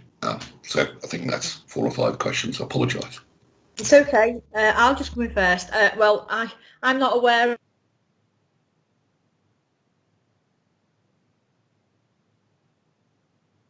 Sorry, I've lost sound. Is anybody else? Yes, frozen. Yeah, I think everyone's lost now.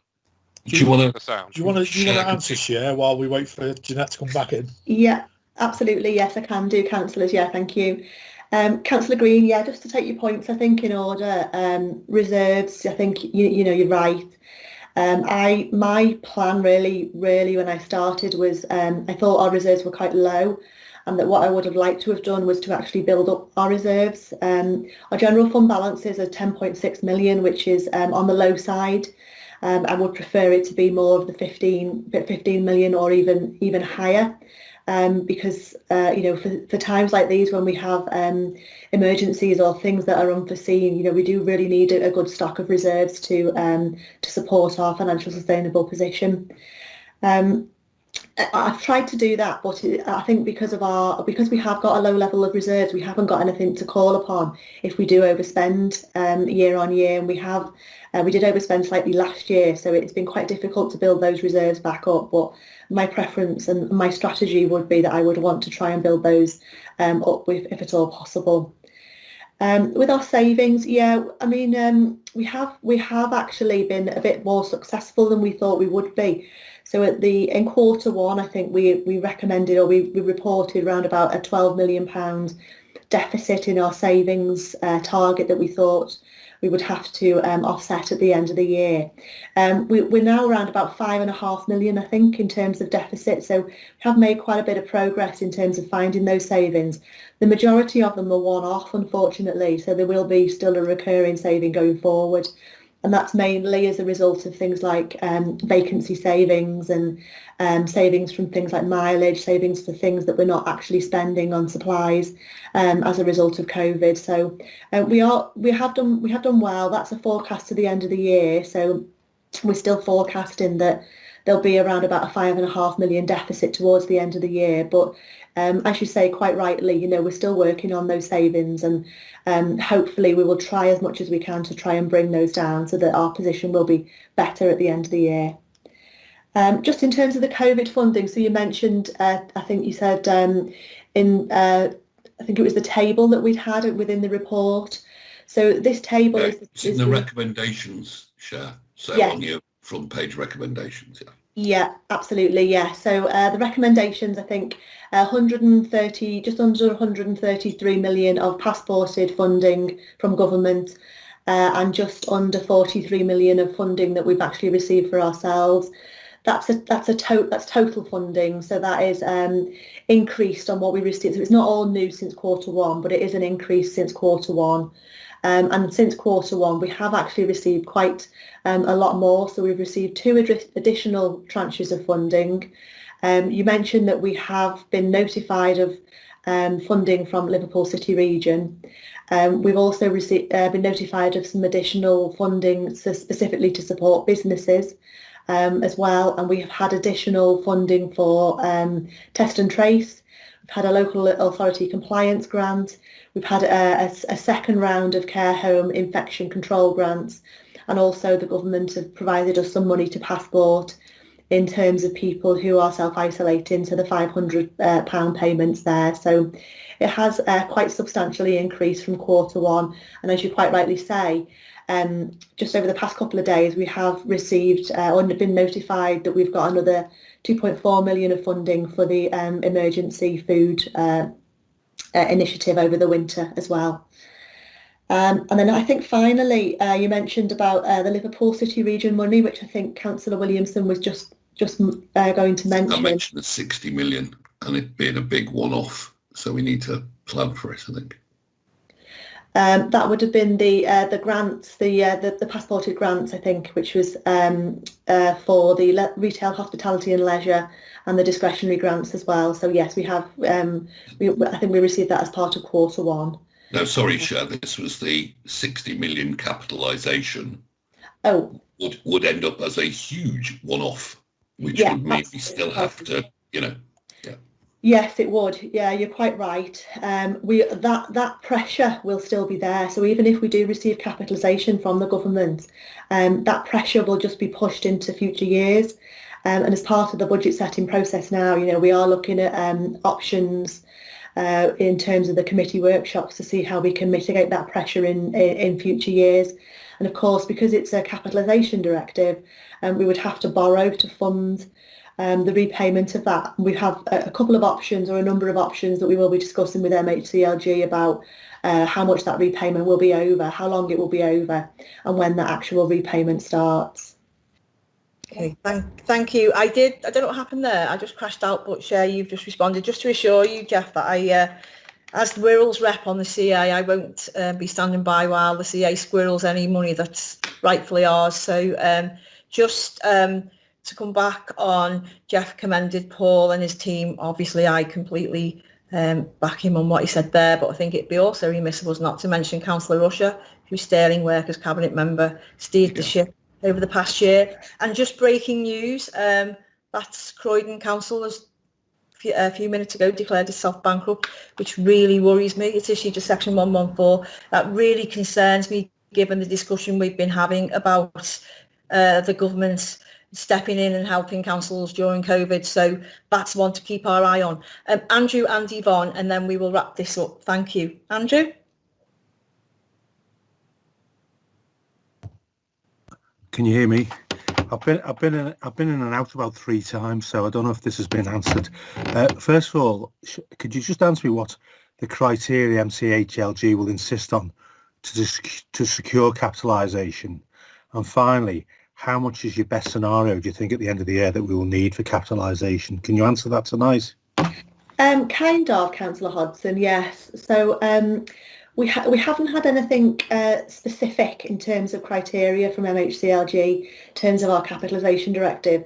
They have said that it will come with some conditions, and the conditions are that we need a robust plan. So the first condition is that what we submit in terms of the capitalisation directive should be a final sum, or should be we should go to them once, and we're not to come back to them again. So when we actually submit the sum, it will be a final one in the sense that we won't be going back in future years and asking them. And that needs to be validated. So we've had the LGA to support us in terms of validating the amounts that we've actually sent forward. The second condition is that we have a robust plan, so a 5-year plan, to ensure that we won't be in this position again. So they want to see our future ideas. So obviously at this point in time, we can't give them exact figures and exact proposals, because that they will need to go to members for approval first. But they want to see a high-level summary, really, of what ideas we have going forward in terms of how we will balance our budgets over the next 5 years. And they have also... Basically, they're looking for a plan of action then, aren't they? They're looking for a plan of action, yeah. And the final thing that they also said is that we mustn't shy away from taking hard decisions, so we mustn't push them into future years on the basis that we've got a capitalisation directive. What they've asked us to do is to consider all the services that we provide, statutory and non-statutory, and to determine, how we know that all those services are providing beneficial outcomes to residents, and to ask ourselves, if they're not, then should we still be providing them, really? So my last question was, how much do you think? You probably can't answer that yet, but that's what we've got to get to make sure we give them the right figure so we don't go back again. Yeah, so I've given them a figure, so I think it is in the report. I think it's just over 63 million, but I've caveated that. So we have written to them, and I've caveated that to say, at the moment, this is what we think the figure will be over this year and next year. So for this year and 21-22. What I have said is that figure we can't fix it, because things will definitely change within the year. So I mentioned before, we've managed to find a few more savings this year. So as a result of some of the plans we put in place, if we can accelerate some of our savings proposals, if we do get a funding settlement in November from the government, a 1-year settlement, and it's really favourable, then actually we won't need as much as that 63 million, it'll probably be less. And then I've also said, you know, in terms of the funding that we receive as a result of COVID, if we are in a further lockdown and we need to mobilise, you know, the council to actually respond quickly to a further emergency, actually, if we don't receive further funding for that, it could actually go up. So what I've said is that we will actually ask and apply for the capitalisation directive at the end of each year. So at the end of this year, we'll know what the position is, and we'll ask them how much for this year. And at the end of next year, we'll know what the position is, and then we'll put the figure in for then as well. And what I've just one more thing. What I've asked to do is for the LGA to work with us for the next 12 months, just to keep validating those submissions to make sure that they can provide assurance to MHCLG that when we do capitalise or when we do ask for the final sum, that it will be a robust and validated sum. Okay, thank you. Thanks, Andrew. Thank you, Chair. I have one more speaker now, and that's Yvonne. Thanks, Chair. It was just a fairly quick question to the Director of Finance. In respect of this capitalisation, normally under the terms of the flexible use of capital receipts, we would have to produce transformation plans. How on earth you will produce transformation plans for £60 million, I suggest is not possible. So are we saying that those normal restrictions won't apply in terms of the capitalisation directive? Yeah, thanks, Councillor Nolan. So yes, more or less, yes, the normal restrictions won't apply. I mean, you're right, we have to provide quite detailed evidence for flexible use of capital receipts as what we're spending it on. They have asked for an indicative plan for the next 5 years. So they want to know where we would think we would be able to make the savings over the next 5 years. If we're not able to provide anything, obviously they won't have the assurance that we can manage to be financially sustainable. So we're working at the moment on a plan to look at where those sort of high level indicative savings would be, and they will be based around outcomes rather than sort of individual savings lines. So we will provide them with something, but it won't be detailed, and they're aware of that and they're fine with that. So basically we're looking at high level transformation in terms of service deliveries of 12 million a year, roughly. Yes, over the whole term, yes, yeah. Yes, it will. On average, yeah. But what we will probably find is they won't be exact as 12 million a year. There'll be some in future years, and you know, it might be front loaded. Yes, yes, it will. Yeah. That's a lot of transformation. Okay, thank you. Yes. Thank you. Thanks, Yvonne. Thanks, Chair. Yeah, I mean, speaking of transformation fund, I remember one of the first decisions I made when I first got the finance portfolio was the additional 20 million into children's. I think our discussion tonight has said that, you know, that was money well spent. However, I will be reading during our 10-minute break what's been happening in Croydon with great interest and also great concern, really, that local authorities are actually having to go bankrupt. And I would be, if you pick anything up, share through any of your contacts, be really interested to see what's gone on down there. If everyone's spoken who wants to, can we go to the recommendations included in this report, and happy to note them? Chair, can we just formally move them and second them? Okay, yeah, so moved. Council, don't they? Yeah, so moved. Agreed. I can second that. I heard quite a few seconders there. That's good. Yep, we'll be all right. Agreed. Agreed. Agreed. Thank you. It's 7:45 now. I'm going to suggest a 10-minute comfort break. We've done really well, I think, tonight. So we've just got a few other reports left to go through. I don't anticipate that's going to take us into the early hours. So we'll reconvene at 5 if that's okay with everyone. Okay.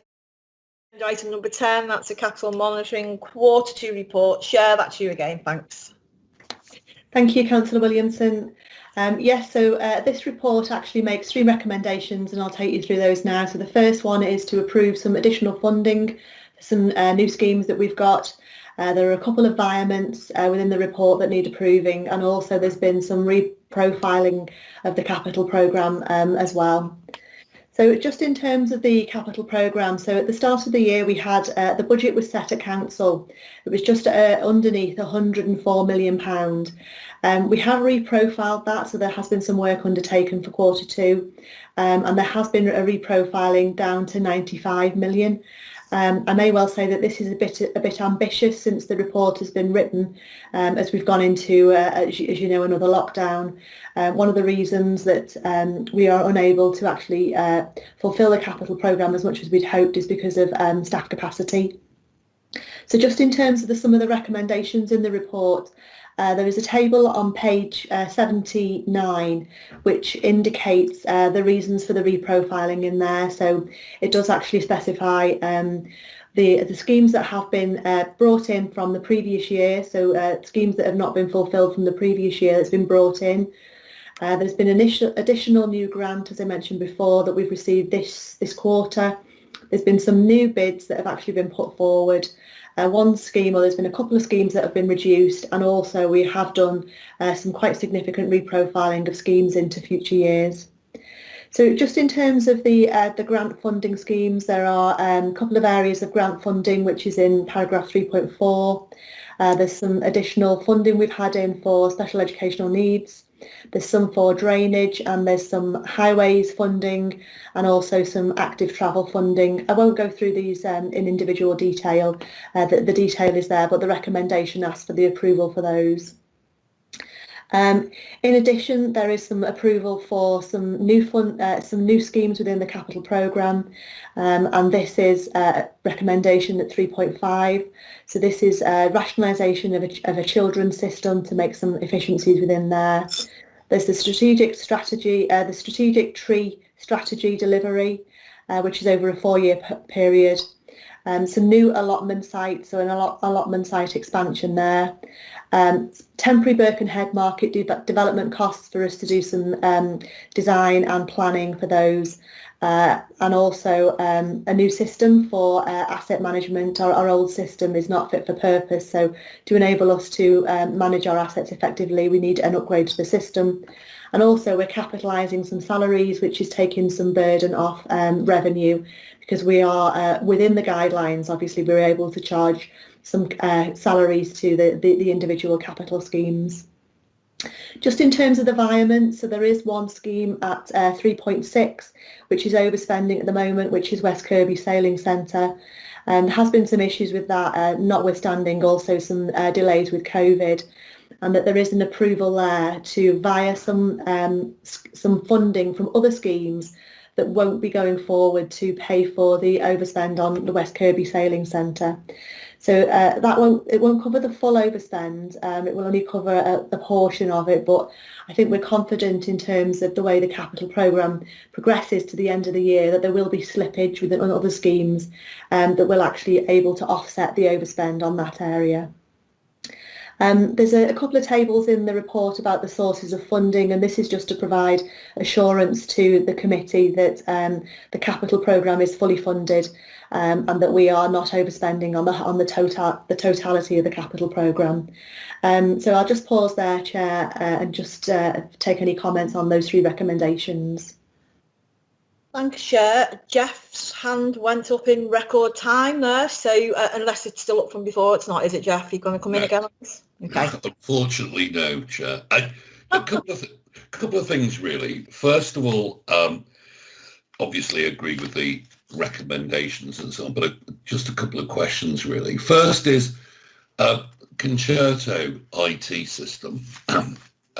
2 things, really. One, is this just an expansion of the system that we were originally putting in for planning, which seems to, when we criticised over planning, which was huge, which was originally small, but appears to have become like an octopus in terms of where it's going. So that's the question, is it that? And number 2, is it suitable to be capitalised, given that we won't actually have an asset, or we won't have an asset in 10 years' time? So is it suitable for capitalisation? Do we need to have an asset at the end of it? And I suppose the other question, given that I think one strategy that was adopted a few years ago, not by us, I hasten to add, was to reduce the capital programme because of the cost of capital. So given what we've seen in terms of what other committees are doing and so on, I suppose an indication of what the cost of capital is at the moment, So for every million that we put in of a discretionary, i.e. not the grant bits of the capital programme, what does that actually cost the revenue budget? If you, so just those questions really. Thanks, Chair. Yeah, no problem, Councillor Green. So in terms of concerto, as far as I'm aware, it's not the planning system. So it's actually the asset management system that houses all our assets and where we keep all the information in terms of the condition surveys and the maintenance on the assets. So as far as I'm aware, it's not the planning system. It's a system that we did buy, I think, in 2014, quite a few years ago. And as things have developed, we need to have some more development on it, just to make sure that we can encompass everything in all the objectives and the aspects of the property portfolio. So as far as I'm aware, it's not the planning system. If it is, I will come back to you because I'm not 100% certain, but I don't think it is. The next item was whether it can be capitalised. So yes, this one can, you're right. If we have a cloud system, there's certain aspects of cloud systems that we can't capitalise. Certain aspects we can. We've actually have this system as far as I'm aware, and it has been through all the capital team and the technical officers to make sure that it can be capitalised and it is within the guidelines before it actually goes in the programme. In terms of the reduction of the capital programme, so we are actually undertaking a programme, a project at the moment where we have been looking through each individual scheme in the capital programme. So we've been going through line by line as a result of the budget situation. The capital programme was fully funded in terms of revenue at the start of the year. But obviously, as you kind of make reference to, if there's anything that we can slip or don't have to go ahead with, we could actually save the revenue on the borrowing costs from it. So we are actually going through and undertaking that line-by-line exercise now, and I would hope that we would see some of the benefits of that or some of the changes within Q3. Just in terms of the cost of capital, so previously, so I think many years ago, we used to kind of take an indicative figure of around about 60 or 70,000 per million, and this was kind of based on an average of capital schemes sort of depreciating or reducing over 25 years. So an average previously, as I say, was about 60 or 70,000. It's a bit different now because previously most of the schemes that we used to have, whether it was assets or infrastructure or the like, would all be sort of written down over 25 years. Now there's lots of different ways that we can write assets down. So some of them are over 40 years, some of them are 25, some of them are less. So we do each scheme individually, but if you're looking for an average, it's about 60 to 70,000 per million. Thank you. Thanks. Phil Gilchrist. Thank you, Chair. I'm aware that there's a line-by-line study going on because the skate park at Easton, which was to be refurbished, is apparently now on hold, partly because of the virus and safety, but also because the replacement of the ramps with concrete ones appears to be on hold. So I asked David Armstrong to look into that. But the issue that's puzzling me is the West Kirby Sailing Centre. I don't want to tread on toes or say things that can't be said in public, and officers might care to give members some advice privately. But on the face of it, especially the comment about the anodised rather than galvanised window frames, you'd wonder whether the spec was right or whether the advice was right and where the blame lies on those things. On the face of it, what is 870,000 has gone off substantially, and in the past people would have torn their hair out over an overspend on a project and demanded answers.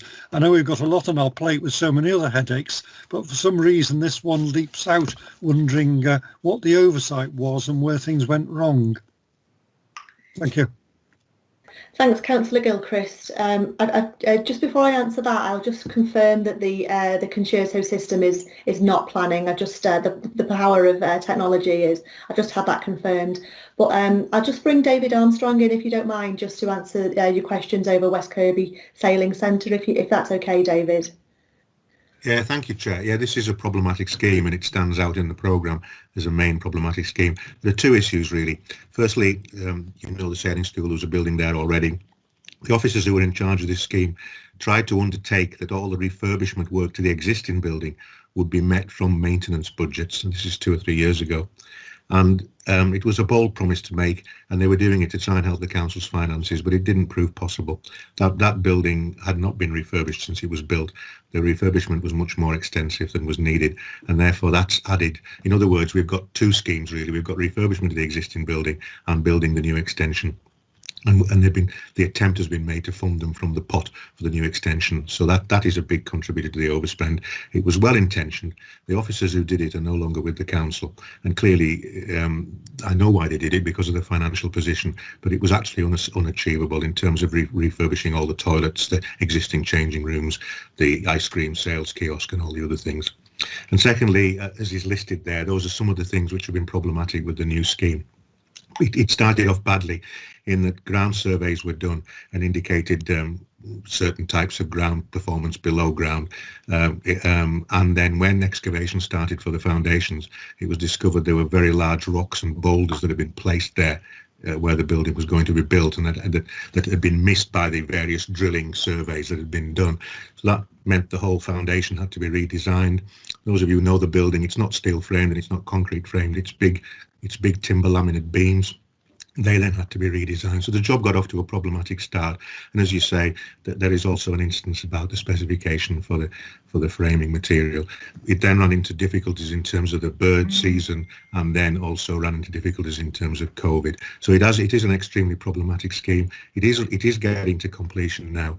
It is the only scheme that is in this problematic situation through a whole set of factors I've set out, and we are confident that we can cover off the additional cost from within the existing programme across the whole programme. It is quite an awe-inspiring building when it's finished. I hope that it will be put to good use, and post-COVID it doesn't only include changing rooms, it includes a cafe space on the first floor with quite stunning views out towards Hilbury. The third thing that contributes to the cost is because it's all taken a whole lot longer, and because we made a commitment to keep the Marine Lake open, we've had to hire in all sorts of temporary accommodation, container cabins, new temporary IT, and all sorts of other costs that have been associated with trying to run the facility while the building was being built. So that's the background to it. Just while I'm speaking, in terms of the skate park, you kindly raised that with me yesterday, and you're right, what we're doing is conducting a review of the capital programme, A, to try and reduce the capital borrowing costs in the short term, B, because the small team we've got are fully taken up with COVID issues still, ranging from playgrounds to heating and ventilation in leisure centres.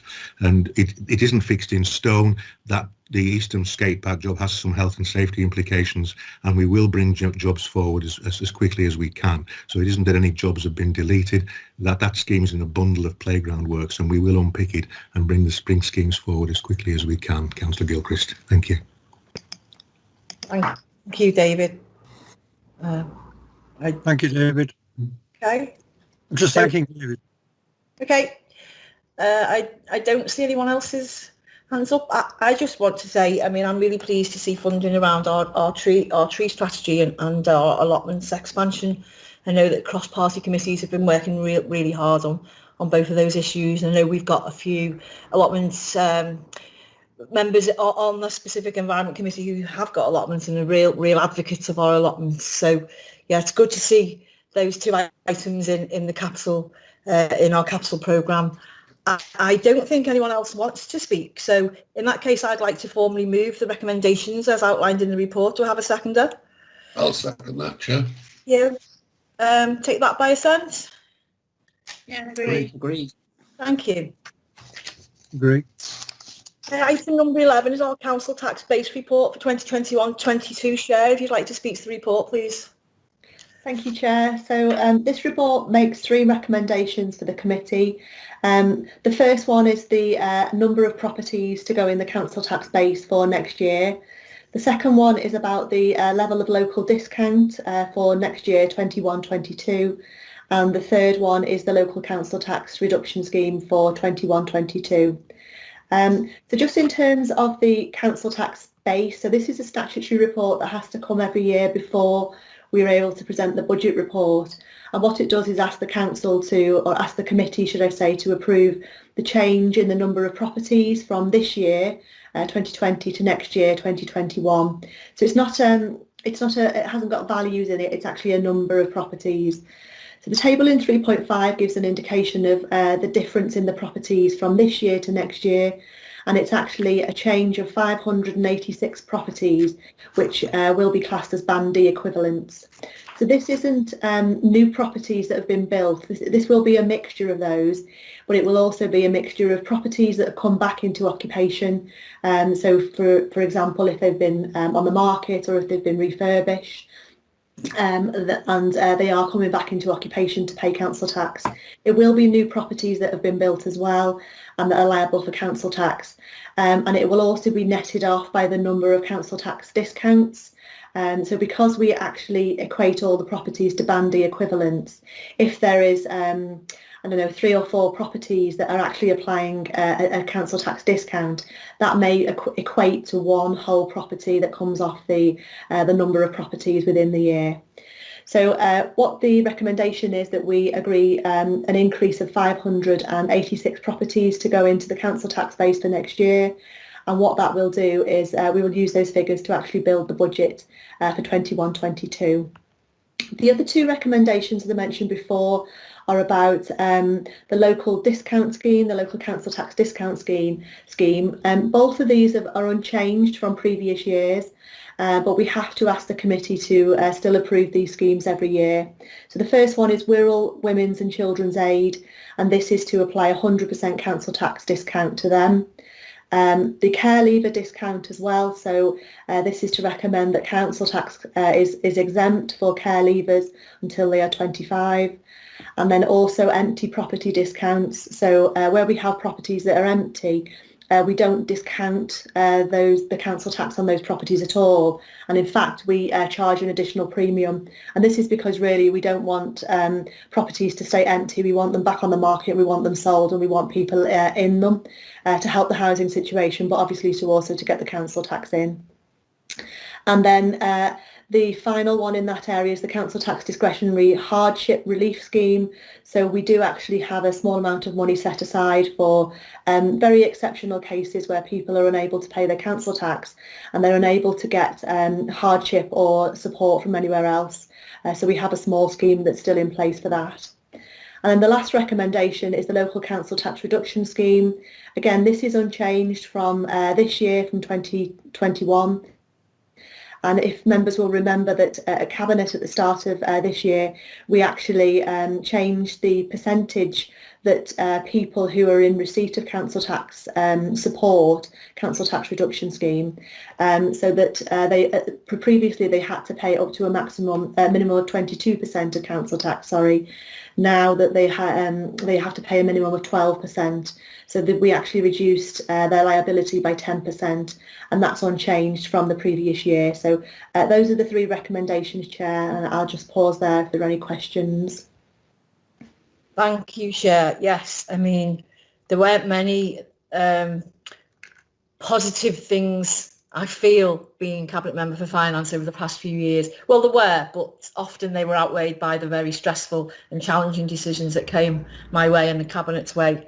But I have to say I'm really proud of the exemption for care leavers with their council tax, and also writing off any arrears that were owed to us, the full exemption for our refuge, and also, you know, very, very proud to recommend and have it accepted by Cabinet the decision to almost half the council tax liability for 9,000 of the poorest households. I think back then we weren't to know about COVID. It was just the right thing to do in terms of helping our most vulnerable. Almost certainly now, given the way people's incomes have plummeted and people have lost their jobs, it's more than confirmed that that was the right decision all around. So I just want to say I'm personally really positive about those decisions going forward into next year. I can see Anita's hand up. Anita? I just really want to fully support what you've said, Jeanette, and fully support the recommendations, and I'd like to move them, please. Okay, I'm just going to bring Tom in, because before we move and second them, I think Tom wants to come in and speak. Yeah, thank you, Chair.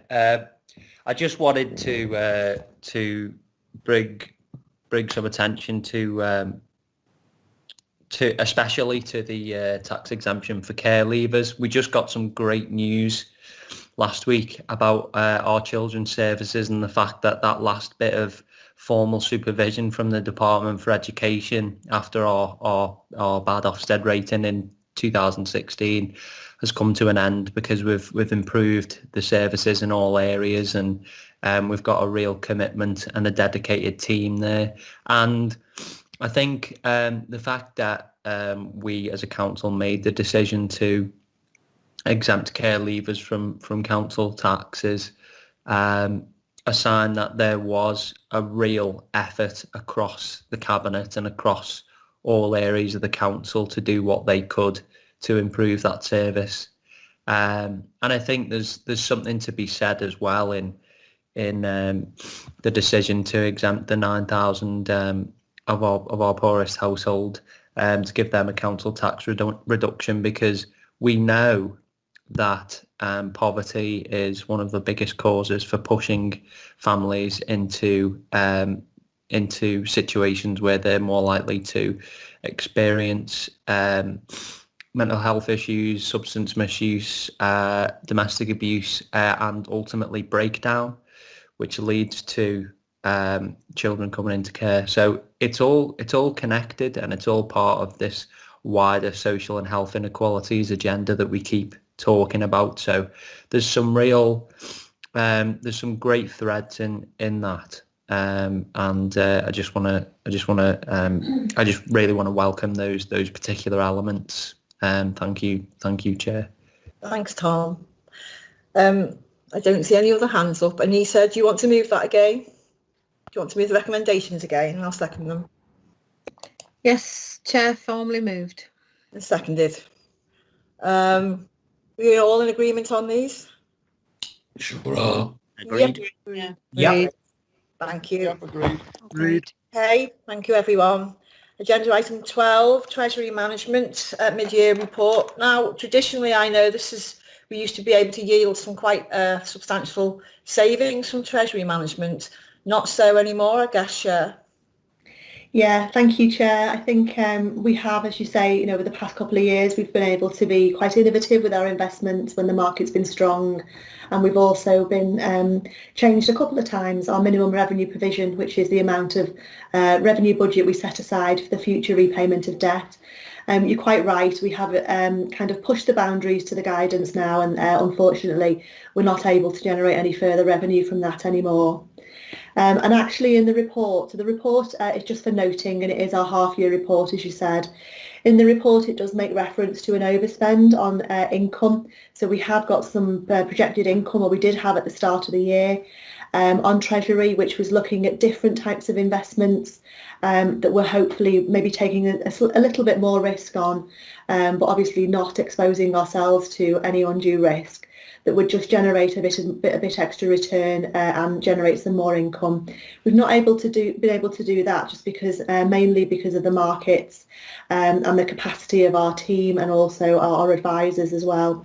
We are back in touch with our advisors, and they are looking at new ideas and initiatives. And they have come up with some areas which we're currently looking at and getting some due diligence done on those. So there may be a bit of scope for some of those savings to be made before the end of the year. So just in terms of the report, I don't propose to go through this, as I say, because it's a report for noting, but the report just provides some information on the economic background across the whole of the country, really, and the market's reaction to COVID. And, at the start of COVID, we did see a significant drop in the markets, and as at the time of the writing of the report, they weren't able to recover to the same level. However, you probably heard on the news, as a result of the news that we have a potential vaccine, the markets have jumped significantly. So that might be a bit of light at the end of the tunnel for us in terms of our interest rates, so that we might be able to gain some additional income on those. The report just provides some information on our investment activity, so it provides the level of investments that we have at the moment, and also our borrowing as well, so it gives some information on our level of borrowing. So that's all I propose to say, Chair, really, is that as a report is just to note. Thank you, Chair. Jean Robertson, you got your hand up? Yeah, just to ask Chair a question, thanks for the report. On 3.36, it mentions the consultation closed in July, and obviously you were hoping to get some feedback on the borrowing rates. Is that coming now? Have you got any updates on that, Chair? I haven't got any update on that myself, Councillor Robinson. I can find that out and provide it to you. I'm not quite sure where we're at the moment in terms of the outcome of that consultation, but I will find that out for you and let you know. Thank you. Thanks, Jean. I don't see anyone else's hands up. This report has just been noting. Is everyone happy to note the report? Yes, that's Chair. You formally move it and second it. Sorry. Welcome to the end of the meeting, aren't we? Yeah, so I move that. So moved. Formally seconded, Chair. Thank you. And everyone's happy to note it? Yeah. Okay. Thank you. Yep.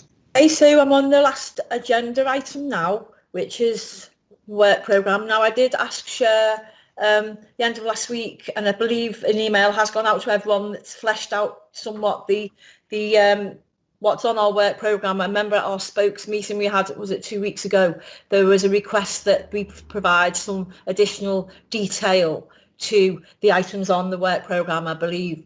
Well, I've had the email. I'm hoping everyone else has had it too. Could you let me know if you haven't, and we can arrange for it to be sent out again? I think everyone's had it. Okay. So really, this is you'll ask Vicky to speak to this report then. Thank you.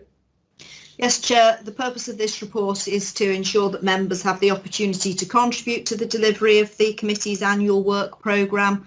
The report does draw members' attention to the committee's terms of reference and the fact that the work programme should ideally align with the Council's priorities and in priorities of its partners. So members are just asked to note the items that are currently on the work programme and to comment on any further items that members may wish to add.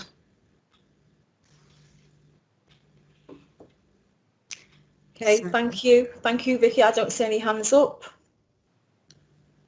So is this for me to move, Vicky? Yes, if you can just move that. So moved. Formally seconded, Chair. And everyone's agreed to note the work programme, the report on the work programme? Agreed. Thank you. I haven't been notified of any AOB, so that leaves me to conclude the meeting. Thank everyone for both your attendance and your participation. And we will obviously reconvene, I can't remember, I don't know, when our next one's scheduled. When is it, Vicky? Do you have that date to hand? I think there is a reserve date in for the 2nd, isn't there? And then I think the next date is the 16th. Okay. December. All right then. Well, thank you everyone for your